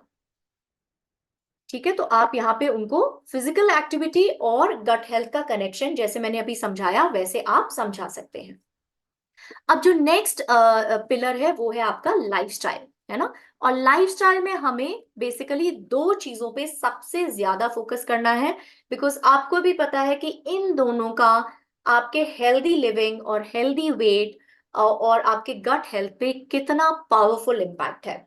तो और उसके लिए मेडिटेशन एक बहुत ही सिंपल और वन स्टेप सोल्यूशन समझ लीजिए, जो आपके बोथ स्ट्रेस मैनेजमेंट और आपके स्लीप रूटीन को भी रेगुलराइज करने में हेल्पफुल रहेगा। तो अगेन यहाँ पे आप उनको ये समझा सकते हैं कि आपका जो गट है वो कहीं ना कहीं आपके स्ट्रेस, सो अगेन आप उस गट ब्रेन एक्सिस को एक्सप्लेन कर सकते हैं कि आपकी जो गट है वो आपके ब्रेन से कम्युनिकेट करती है और आपका जो ब्रेन है वो आपके गट से कम्युनिकेट करता है।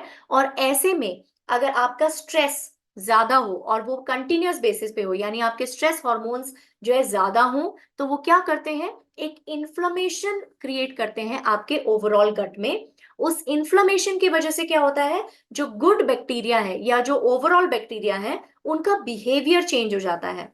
और बिहेवियर चेंज होने की वजह से क्या हो सकता है, आपके ईटिंग बिहेवियर, आपके मूड में चेंज आ सकता है। यानी आपका स्ट्रेस एक अलग चीज हुई, बट उसकी वजह से आपका गट हेल्थ इंपैक्ट हुआ, और गट हेल्थ इंपैक्ट होने की वजह से आपके बैक्टीरिया का बिहेवियर चेंज हुआ। आपके बैक्टीरिया के बिहेवियर के चेंज होने की वजह से आपका ईटिंग बिहेवियर इंपैक्ट हो गया, आपका मूड इंपैक्ट हो गया, एंड जिसकी वजह से आप क्या हो सकता है, बहुत ज्यादा हंगर पैंग्स हो सकते हैं, शुगर क्रेविंग्स हो सकती है, ओवर ईटिंग हो सकती है, राइट। तो इसीलिए और साथ में ये भी आप समझाइए कि अगर आप कंटिन्यूअस स्ट्रेस में हैं तो ये आपके गट हेल्थ के लिए, यानी ये आपके जैसे मैंने कहा कि जो इंटेस्टाइन होती है उसमें एक जो है लाइनिंग होती है, जो प्रोटेक्टिव लाइनिंग होती है। तो अगर कंटिन्यूअस स्ट्रेस हार्मोन रहेंगे आपके सिस्टम में, स्पेशली आपके गट रीजन में, तो वो क्या करेंगे, उस लाइनिंग को कंटिन्यूअसली इरिटेट करते हैं, जिसकी वजह से जो गट परमिएबिलिटी है वो भी इम्पैक्ट होती है। यानी फिर आपके गट हेल्थ को कई सारे इन्फेक्शंस के होने का रिस्क बढ़ जाएगा। तो स्ट्रेस का आपके ईटिंग बिहेवियर पे इम्पैक्ट है, स्ट्रेस का आपके मूड पे इम्पैक्ट है, स्ट्रेस का आपके गट बिहेवियर पे इम्पैक्ट है, और स्ट्रेस का आपके गट परमिएबिलिटी पर भी इम्पैक्ट है। इसीलिए इसको ठीक करना जरूरी है। तो कंटिन्यूअस आपको स्ट्रेस मैनेजमेंट करना जरूरी है ताकि आपकी गट हेल्थ ठीक हो सके, एंड वाइस वर्सा भी आपके लिए गट रीसेट करना जरूरी है ताकि आपका स्ट्रेस मैनेजमेंट हो सके। तो ये हैंड इन हैंड काम करेंगे, ठीक है। Gut reset for stress management and stress management for a proper gut reset.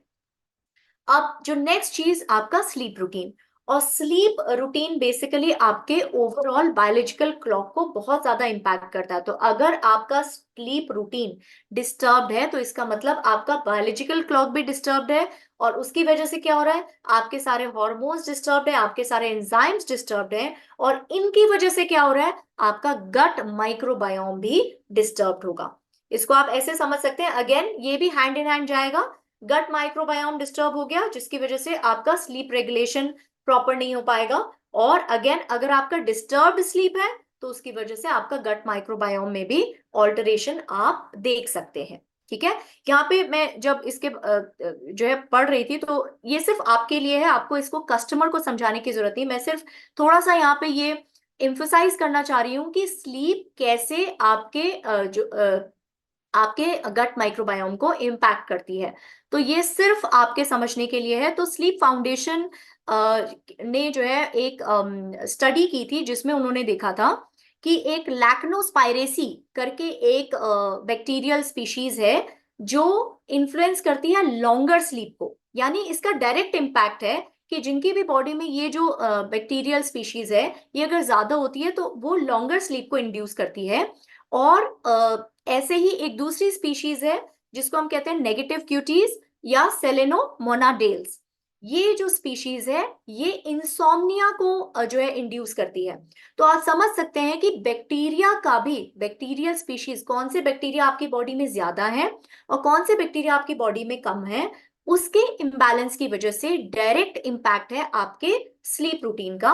और ऐसे ही स्लीप रूटीन का आपके जो है जो गट माइक्रोबायोम है उनके ऊपर इम्पैक्ट है।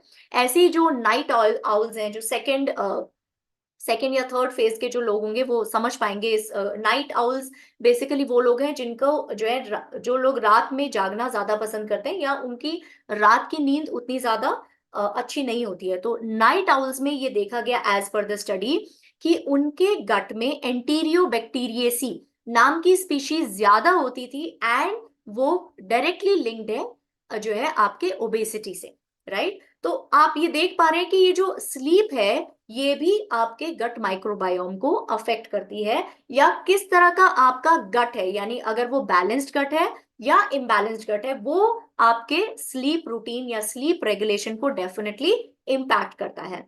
करना क्या है, थर्ड पिलर फॉलो करना है दोनों ही चीज के मैनेजमेंट के लिए, स्ट्रेस मैनेजमेंट और स्लीप रूटीन को रेगुलराइज करने के लिए मेडिटेशन, जैसे मैंने कहा, एक वन स्टेप सोल्यूशन है। ठीक है, तो ये आपके बेसिकली फोकस, इमोशनल बैलेंस, इन सारी चीजों को ठीक करेगा, आपकी स्लीप को रेगुलराइज करेगा और आपको बेटर इक्विप करेगा आपके स्ट्रेस को मैनेज करने के लिए। अब फोर्थ पिलर और सबसे इंपॉर्टेंट पिलर है सप्लीमेंट्स। ओके, और इस फेज में हम सिर्फ दो पर्टिकुलर सप्लीमेंट्स के बारे में ही बात करेंगे।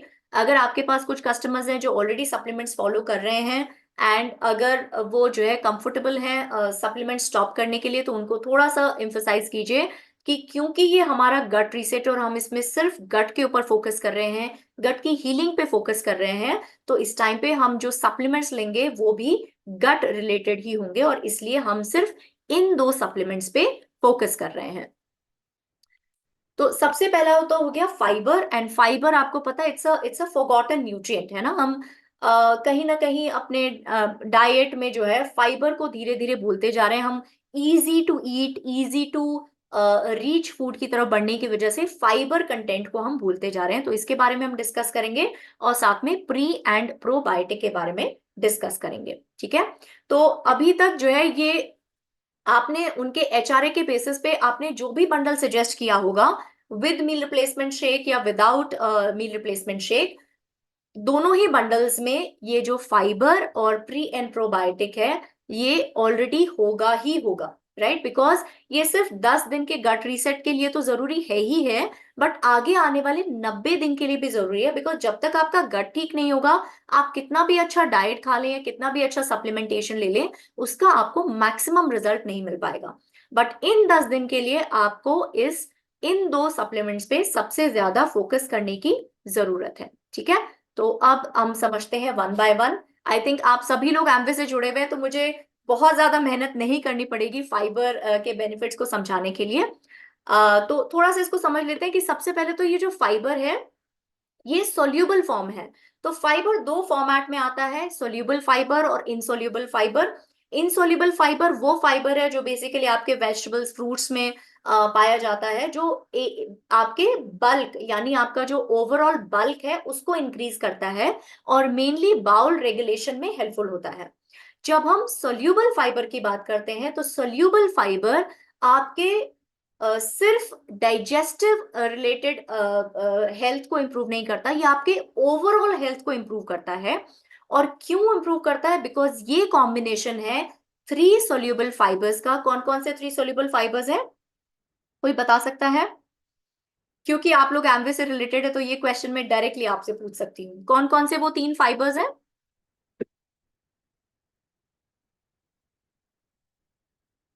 तीनों के नाम चाहिए मुझे।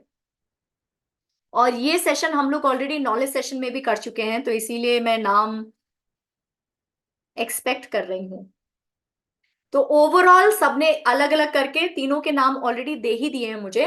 तो तीन जो सोल्यूबल फाइबर्स हैं उनके नाम है resistant maltodextrin, inulin and हाइड्रोपार्शियली hydrolysed गुआर। तो इसको हम थोड़ा सा समझ सकते हैं, इनका रेशो 1:1:1 के फॉर्म में है। तो एक एक करके समझते हैं कि ये सिनर्जी में तो काम कर ही रहे हैं, बट इनका अलग अलग भी अपने आप में इनकी एक अच्छी प्रॉपर्टीज है जो आपके ओवरऑल गट हेल्थ को, गट हेल्थ और ओवरऑल हेल्थ को इम्पैक्ट कर रही है।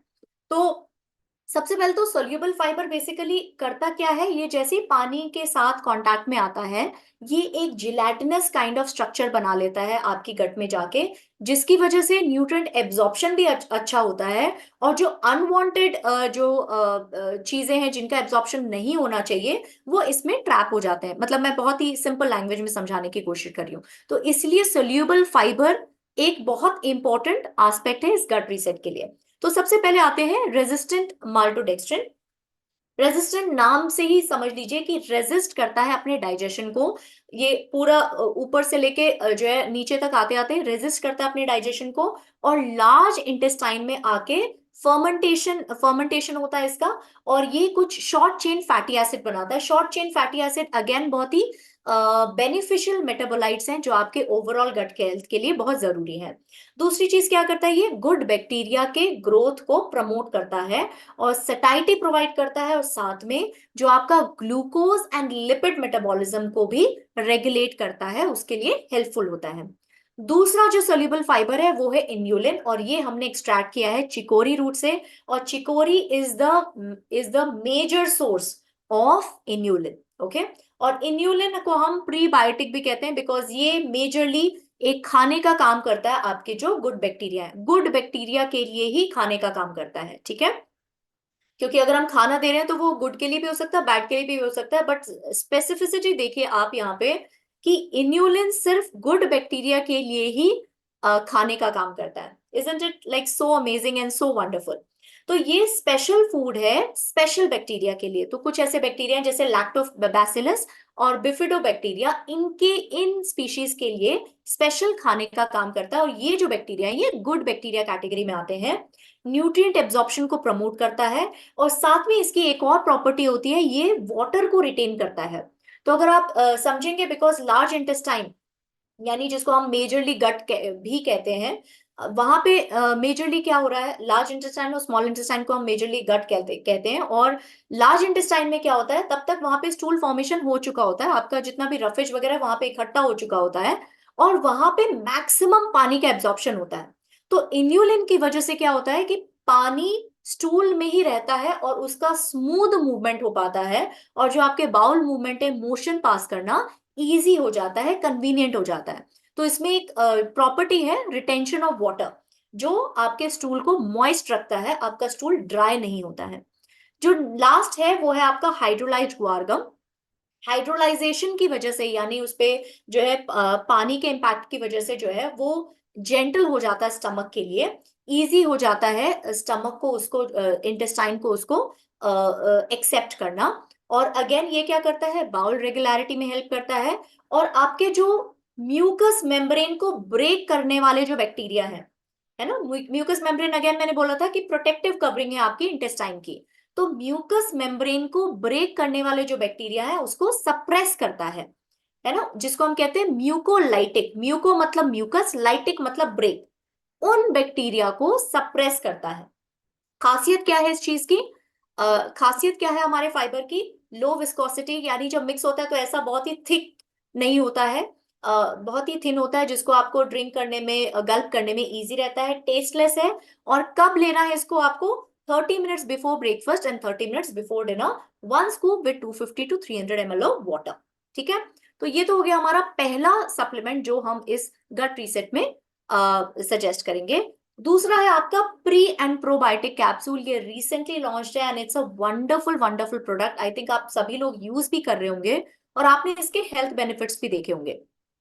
तो प्रीबायोटिक तो ऑलरेडी आपको समझ में आ गया, इट इज बेसिकली जो एक तरह से खाना है।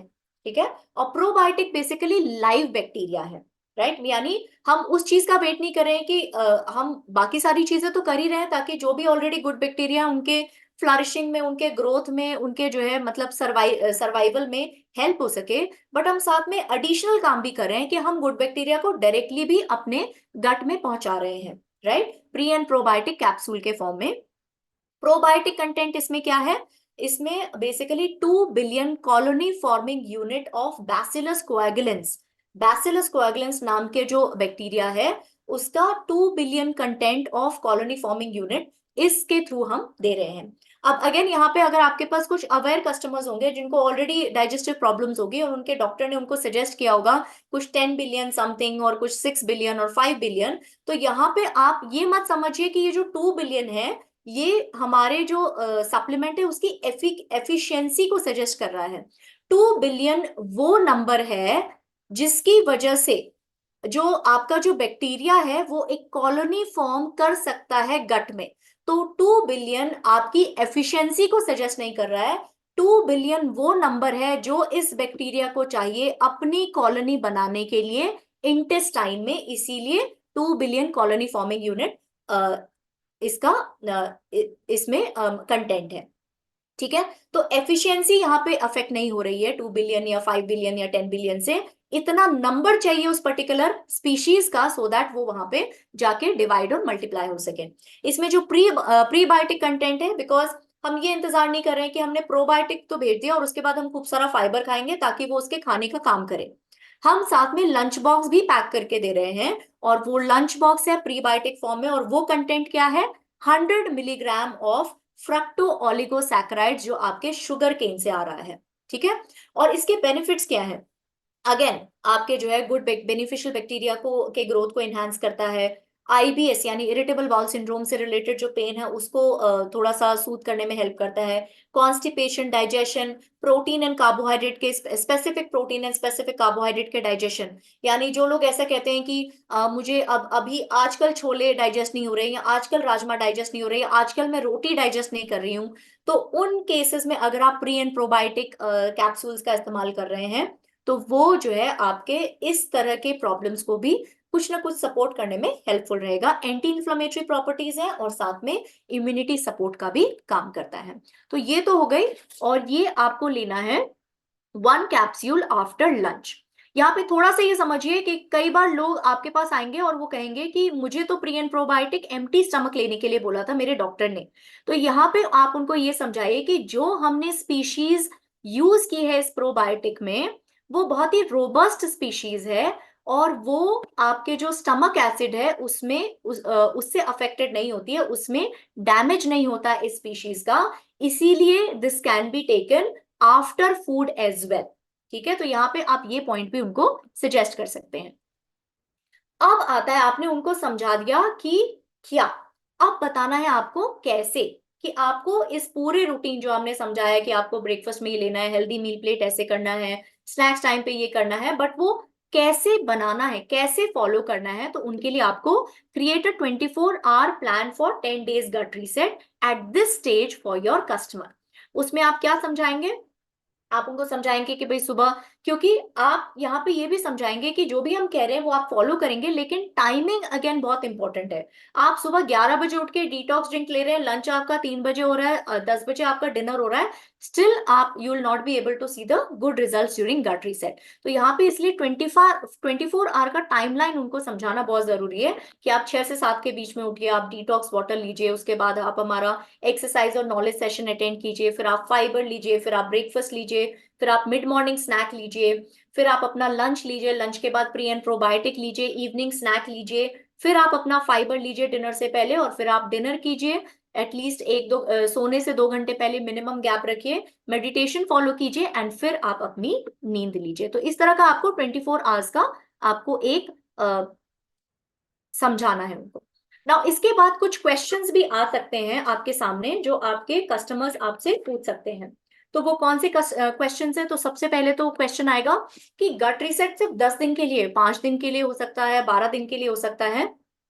तो यहाँ पे उनको आपको ये समझाना है कि as per the International Foundation of gut Gastrointestinal Disorders, यहाँ पे आप चाहें तो थोड़ा सा यहाँ पे मेंशन कर सकते हैं ताकि उनको समझ में आए कि ये किसी अथॉरिटी के थ्रू ही आ रहा है।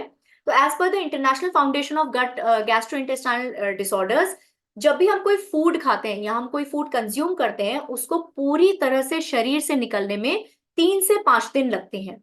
साथ ही साथ जो भी हम आपको ये गाइडलाइंस दे रहे हैं, जो भी हम आपको डिटॉक्सिफाइंग टेक्निक्स दे रहे हैं, उसको अपनाने में और उसको आपकी बॉडी में काम करने में टाइम लगता है, और वो मिनिमम 7 दिन का टाइम होता है। तो overall process of elimination and साथ में डिटॉक्सिफिकेशन एंड रीबैलेंस में मिनिमम 10 दिन का टाइम लगता है, इसीलिए हमने एक 10 दिन का गट रीसेट आपके लिए प्लान किया है। दूसरा क्वेश्चन आ सकता है कि भाई why can't I eat meat fish dairy products and eggs. तो सबसे पहले तो आप ये समझाइए उनको कि ये जो फूड आइटम्स हैं, ये थोड़ा सा हैवी होते हैं डाइजेशन के लिए, और अभी हमारा मकसद क्या है कि हम अपने गट को हील कर रहे हैं, हम अपने गट को रीसेट कर रहे हैं। तो हमें ऐसा खाना खाना है जो इजी टू डाइजेस्ट हो, जो आपके गट माइक्रोबायोम है उनके लिए हेल्पफुल हो। और ये देखा गया है कि जितने भी आपके नॉन वेजिटेरियन सोर्सेज हैं प्रोटीन के, वो आपके गट माइक्रोबायोम को उतना सपोर्ट नहीं करते हैं जितना आपके प्लांट बेस्ड प्रोटीन सपोर्ट करते हैं। ठीक है, तो सबसे पहले तो हैवी टू डाइजेस्ट प्रोटीन, साथ में आप ये बताइए कि प्लांट बेस्ड जो डाइट है those are more gut friendly, because वो लो इन्फ्लेमेटरी होते हैं, लो इन सैचुरेटेड फैट्स भी होते हैं। इसमें ये सिर्फ अगेन आपके लिए है ताकि आप इसको और क्लैरिटी से समझ सकें कि 2010 में एक स्टडी हुई थी जिसमें बच्चों की गट को स्टडी किया गया था। कुछ बच्चों को जो है अफ्रीका के एक जगह से लिया गया था जहां पे मेन खाना था high fibre and P protein, और कुछ बच्चों को इटली से सेलेक्ट किया गया था जहां पे मेन खाना था मीट। राइट, तो जब उनके गट को स्टडी किया गया तो ये देखा गया कि जो अफ्रीका के बच्चे हैं उनके गट में गुड बैक्टीरिया का जो रेशियो है वो कंपैरेटिवली ज्यादा है, और उनकी गट में इन्फ्लेमेशन भी कम है कंपैरेटिव टू इटालियन बच्चे जिनके खाने में मीट प्रोडक्ट्स ज्यादा थे। तो यहाँ पे ऐसे आप समझा सकते हैं। ठीक है, डेयरी प्रोडक्ट स्पेशली आपके पास ये क्वेश्चन आ सकता है कि कर्ड क्यों मना किया हुआ है। दो रीजन है उसके, एक तो थ्रू आउट आपके कस्टमर्स अलग अलग जगह से आ सकते हैं, अलग अलग सोर्सेस ऑफ डेयरी प्रोडक्ट्स हो सकते हैं, अडल्टरेशन हो सकता है, हार्मोनल इंजेक्शन से रिलेटेड चीजें हो सकती हैं, कैसे बनाया है कैसे प्रोसेस किया है वो सारी चीजें आपके गट को अफेक्ट कर सकती हैं। और दूसरी चीज है डेयरी प्रोडक्ट्स में एक प्रोटीन होता है केसिन, जिसको डाइजेस्ट करने में it's a late digesting protein. Right, वो भले किसी भी फॉर्म में हो, कर्ड फॉर्म में हो, मिल्क फॉर्म में हो, पनीर फॉर्म में हो, उस केसिन को डाइजेस्ट करने में बॉडी को थोड़ा टाइम लगता है। तो इसीलिए, क्योंकि अगेन हमारा पर्पस गट रीसेट का क्या है, हीलिंग करना, तो इसीलिए हमने डेयरी प्रोडक्ट्स भी एक्सक्लूड किए हुए हैं सिर्फ इन 10 दिनों के लिए। दूसरी चीज, why do I need to eat variety of fruits and vegetables. मैं अपने फेवरेट्स में सिर्फ अपने फेवरेट्स खाऊं तो चलेगा।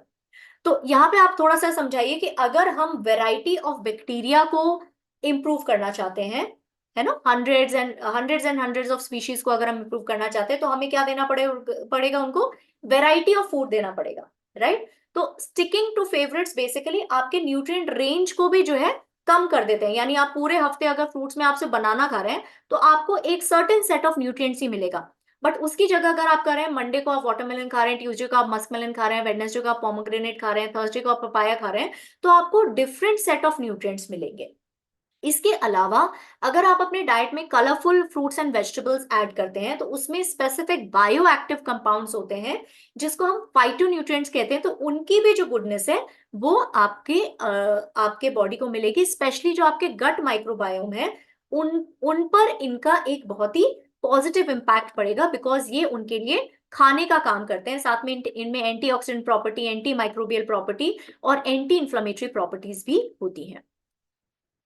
आई always ensure I eat only the number of calories. So यहाँ पे कस्टमर ये कंफ्यूज हो सकता है कि भाई मुझे जो है ऐसे बोला है, इसका मतलब कहीं ना कहीं मेरी कैलोरी रिस्ट्रिक्ट करने की कोशिश की जा रही है। और वो ये कह सकते हैं कि मैं अपनी कैलोरीज तो काउंट करता, फिर मुझे अपना डाइट चेंज करने की जरूरत क्या है। तो यहाँ पे अगेन आप ये समझाएंगे कि gut reset is not only about calorie counting, gut reset is about having a nutrient dense diet. यानी हम आपको न्यूट्रिएंट डेंस डाइट, आपको ऐसा फूड सजेस्ट करें जिसमें न्यूट्रिशन ज्यादा है बजाय कैलोरीज के। बिकॉज कैलोरीज तो आप किसी भी तरह से, कैलोरीज आप रिस्ट्रिक्ट भी अगर कर रहे हैं तो उसमें कुछ ऐसे खाने भी हो सकते हैं जो आपके गट हेल्थ को इम्पैक्ट करें नेगेटिवली। तो इसीलिए हमारा यहाँ पे मकसद कैलोरी रिस्ट्रिक्शन नहीं है, हमारा यहाँ पे मकसद मेजरली न्यूट्रिएंट डेंसिटी पे हम ज्यादा फोकस कर रहे हैं। ठीक है, तो इसीलिए हम यहाँ पे nutrient dense plant based food recommend कर रहे हैं जो आपके गट को हील, रिपेयर और रीसेट करने में बेसिकली हेल्प करेगा। अब नेक्स्ट क्वेश्चन आ सकता है कि I don't have any food allergies but फिर भी कुछ खाना खाने पे मुझे जो है अनकंफर्टेबल फील होता है, तो क्या वो फूड एलर्जी है? तो यहाँ पे आप थोड़ा सा उनको डिफरेंस समझाएंगे कि फूड एलर्जी और फूड सेंसिटिविटी डिफरेंट है। यहाँ पे आप बेसिकली फूड सेंसिटिविटी मतलब एक्सपीरियंस कर रहे हैं, यानी आपका क्योंकि गट हेल्थ इम्बैलेंस्ड है इसीलिए आप कुछ स्पेसिफिक फूड को प्रॉपरली डाइजेस्ट नहीं कर पा रहे हैं, जो डिफरेंट है गट फूड एलर्जी से। फूड एलर्जीज इंस्टेंट होते हैं, फेटल होते हैं, हॉस्पिटलाइजेशन की जरूरत पड़ सकती है। बट यहाँ पे आप जो अभी महसूस कर रहे हैं, अगर आप उसको अपनी गट को इम्प्रूव करते हैं तो ऑटोमेटिकली आप इन चीजों को फिर से खा पाएंगे, कंफर्टेबली डाइजेस्ट कर पाएंगे। तो ये कुछ क्वेश्चंस आपके सामने आ सकते हैं। यहाँ पे आप साथ में ये भी जब आप उनका 24 आवर्स का जो है पूरा प्लान सजेस्ट करेंगे तो उसमें डूज एंड डोंट्स, बिकॉज बहुत सारी चीजें हो गई उनको समझाने के लिए, तो थोड़ा डूज एंड डोंट्स की भी लिस्ट बनाई कि क्या डूज हैं और क्या डोंट्स हैं, ताकि उनके दिमाग में क्लैरिटी रहे कि मुझे ये करना है और मुझे ये नहीं करना है। आने वाले 10 दिन के लिए मुझे क्या करना है और कैसे करना है और क्यों करना है, इन सारे सवालों के जवाब उनके दिमाग में क्लियरली होने चाहिए। राइट, तो इस सेशन का भी मेन मकसद ये है कि आप पहले समझें कि क्यों करना चाहिए, क्या करना चाहिए, कैसे करना चाहिए, और सेम चीज आप रेप्लिकेट करके आप अपने कस्टमर को भी समझा पाए। अब यहाँ पे ये बताया गया है कि जो है why do I need to exercise daily, can I can just make changes in my diet, is that not enough? तो अभी मैंने ऑलरेडी समझाया कि एक्सरसाइज का आपके गट से क्या कनेक्शन है ना, आपके स्ट्रेस हार्मोन्स को कम करता है, आपके मूड को अच्छा करता है, आपके गट ब्रेन एक्सिस के कनेक्शन को स्ट्रॉन्ग करता है। राइट, तो ओवरऑल एक्सरसाइज करना भी जरूरी है आपके इस healthy weight healthy living journey के लिए, और स्पेशली इस गट रीसेट के लिए भी। स्पेशली इस टाइम पे आप उस तरह की एक्सरसाइजेस पे फोकस करेंगे जो आपके एब्डोमिनल एरिया पे ज्यादा फोकस करें, ताकि आपके ब्लड सर्कुलेशन भी इंप्रूव हो और आपका इंटरनल ऑर्गन्स का एक स्पेसिफिक मसाज टाइप का हो, ताकि वो एक्टिवेट हो सके और एफिशिएंटली काम कर सके। अब इस सेशन से आपको क्या अचीव हुआ है ये तो अब आप ही बता सकते हैं कि क्या अचीव हुआ है। मेरे ख्याल से आप सब समझ चुके होंगे कि अपने कस्टमर को कैसे समझाना है कि गट रीसेट क्यों जरूरी है, गट रीसेट में क्या करना है और गट रीसेट कैसे करना है, वो आप अब उनको क्लियरली इंडिकेट कर पाएंगे। तो यहाँ पे आपके टूल किट में जैसे हमने समझाया था कि कुछ जो है क्यू कार्ड्स होंगे, कुछ क्वेश्चनर फॉर्मेट्स होंगे, तो यहाँ पे वही चीजें हैं। Cue cards for gut reset concept, यहाँ पे गट रीसेट कॉन्सेप्ट से रिलेटेड क्यू कार्ड है। फिर गट रीसेट से आपको बेनिफिट्स क्या क्या होंगे, क्या आप एक्सपेक्ट कर सकते हैं, हाइड्रेशन के क्या क्या बेनिफिट्स होंगे, हेल्दी मील प्लेट का कॉन्सेप्ट आप कैसे समझाएंगे, उसके लिए कुछ हेल्पफुल जो है सजेशंस दिए हुए हैं, कुछ ऑप्शंस दिए हुए हैं। फिर उसके बाद फिजिकल एक्टिविटी का क्या रोल है आपके जो है गट रीसेट में, और कौन से वो सप्लीमेंट्स हैं जो आपको इस गट रीसेट में हेल्प करेंगे, वो सारी चीजें आपको यहाँ पे एक्सप्लेन की हुई है। तो ओवरऑल एट द एंड आप अपने कस्टमर को कैसे समझाएंगे कि ये जो पूरा गट रीसेट है ये 4 आवर्स पे डिपेंडेंट है। 4 आवर्स यानी रिमूव, यानी आप गलत खाना रिमूव कर रहे हैं, रिप्लेस आप उस गलत खाने को सही खाने से रिप्लेस कर रहे हैं, जिसकी वजह से आपका जो गट माइक्रोबायोम है वो नरिश हो रहा है, आपकी जो सेल्स हैं वो नरिश हो रही है। रीबैलेंस कर रहे हैं किससे? सप्लीमेंट से, यानी आप उनको फाइबर और प्री एंड प्रोबायोटिक दे रहे हैं, जिसकी वजह से आपका जो गट माइक्रोबायोम है वो अगेन बैलेंस में आ रहा है। और ये सब करने की वजह से आपका ओवरऑल गट रीसेट हो रहा है, हीलिंग और रिपेयर हो रही है। तो इस तरह से आप उनको एक ओवरऑल ओवरव्यू दे सकते हैं कि ये जो हमने सब कुछ समझाया इसका आपके गट हेल्थ पे क्या इम्पैक्ट पड़ रहा है, कैसे इम्पैक्ट पड़ रहा है। यहाँ पे आप 24 आवर्स के एग्जाम्पल आप उनको मतलब क्यू कार्ड से आप उनको समझा सकते हैं। या मैं थोड़ा सा जल्दी जा रही हूँ बिकॉज इसी से संबंधित हमारा असाइनमेंट है आज का, जिसमें आपको क्रिएट करना है 24 hours plan for the gut reset around the 4 pillars, और इस असाइनमेंट को आपको 5 मार्च तक सबमिट कर देना है।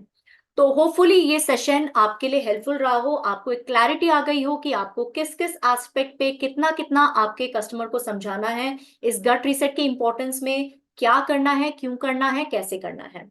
तो इसी के साथ मैं जो है ये सेशन एंड कर रही हूँ। ऑल द बेस्ट आपके फ्यूचर सेशंस के लिए और आपके जो है असाइनमेंट्स के लिए भी। Thank you so much. And अब मैं तैयार हूँ कुछ क्वेश्चंस के लिए, अगर आपके पास हैं तो। होपफुली नहीं है।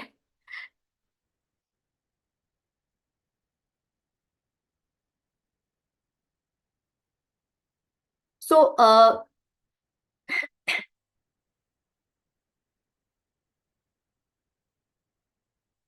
हनी भी अलाउड नहीं है बिकॉज एक तो वो शुगर कंटेंट है, और दूसरा वो जो है किसी भी तरह का शुगर रिलेटेड चीज अभी हम मना कर रहे हैं। तो हनी भी अलाउड नहीं है बिकॉज हनी की जो प्योरिटी है वो हमें नहीं पता है ना। हर कोई कहता है रियल हनी, बट वो हनी कहाँ आ रहा है, कहाँ वो हनी बी फार्म्स हैं, वो हमें नहीं पता है, क्योंकि उसका सोर्स अननोन है और शुगर कंटेंट भी है, तो इसीलिए अवॉइड करेंगे। एक्सेस ड्रिंक्स अवॉइड करेंगे बिकॉज उसमें कैफीन है और कैफीन अलाउड नहीं है।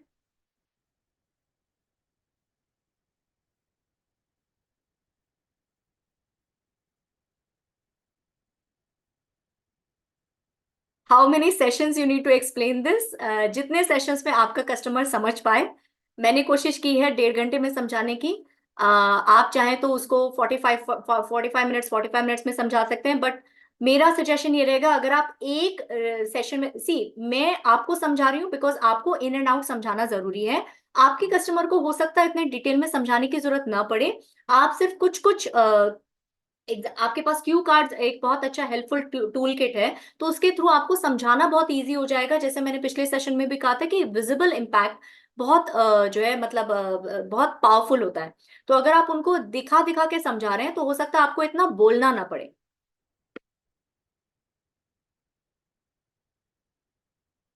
तो चेकलिस्ट डूज एंड डोंट्स का कोशिश कीजिए कि आप अपने असाइनमेंट में के थ्रू करें, और उसमें अगर कुछ कमी होगी तो फिर हम आपको एडिशनली सजेस्ट कर सकते हैं। डूज एंड डोंट्स में मेजरली क्या है? डूज आपको जो है बेसिकली वीगन डाइट करना है, प्रॉपर चूइंग करनी है, माइंडफुल ईटिंग करनी है, फर्मेंटेड फूड इंक्लूड करने हैं, स्ट्रेस एंड स्लीप मैनेज करना है, एक्सरसाइज करना है, हाइड्रेशन मेंटेन करना है, और लेट नाइट डिनर्स मेंटेन करने हैं। डोंट्स में आपको refined sugar, junk, alcohol, smoking, spicy food, T, coffee, processed food, animal based food, dairy products, ये सब आपको अवॉइड करने हैं। तो ये डोंट्स हो गए और बाकी डूज हो गए। वेज टूल किट ये आपको जो है लिंक के थ्रू प्रोवाइड करा दिया जाएगा। सो आई थिंक बहुत ज्यादा टॉपिक से रिलेटेड क्वेश्चंस नहीं है। बाकी आपके मन में अगर कुछ भी क्वेश्चंस आ रहे हैं जिसका जवाब मैं अभी नहीं दे पाई हूँ, आप ग्रुप में डेफिनेटली उसको पोस्ट कीजिए। We will reach out to you with answers as a team. तो इसी के साथ अगेन पूरे सेशन को ही मैं एंड करने जा रही हूँ। आपका दिन शुभ हो, मंगलमय हो। Have a very happy, healthy and a cheerful day. Thank you.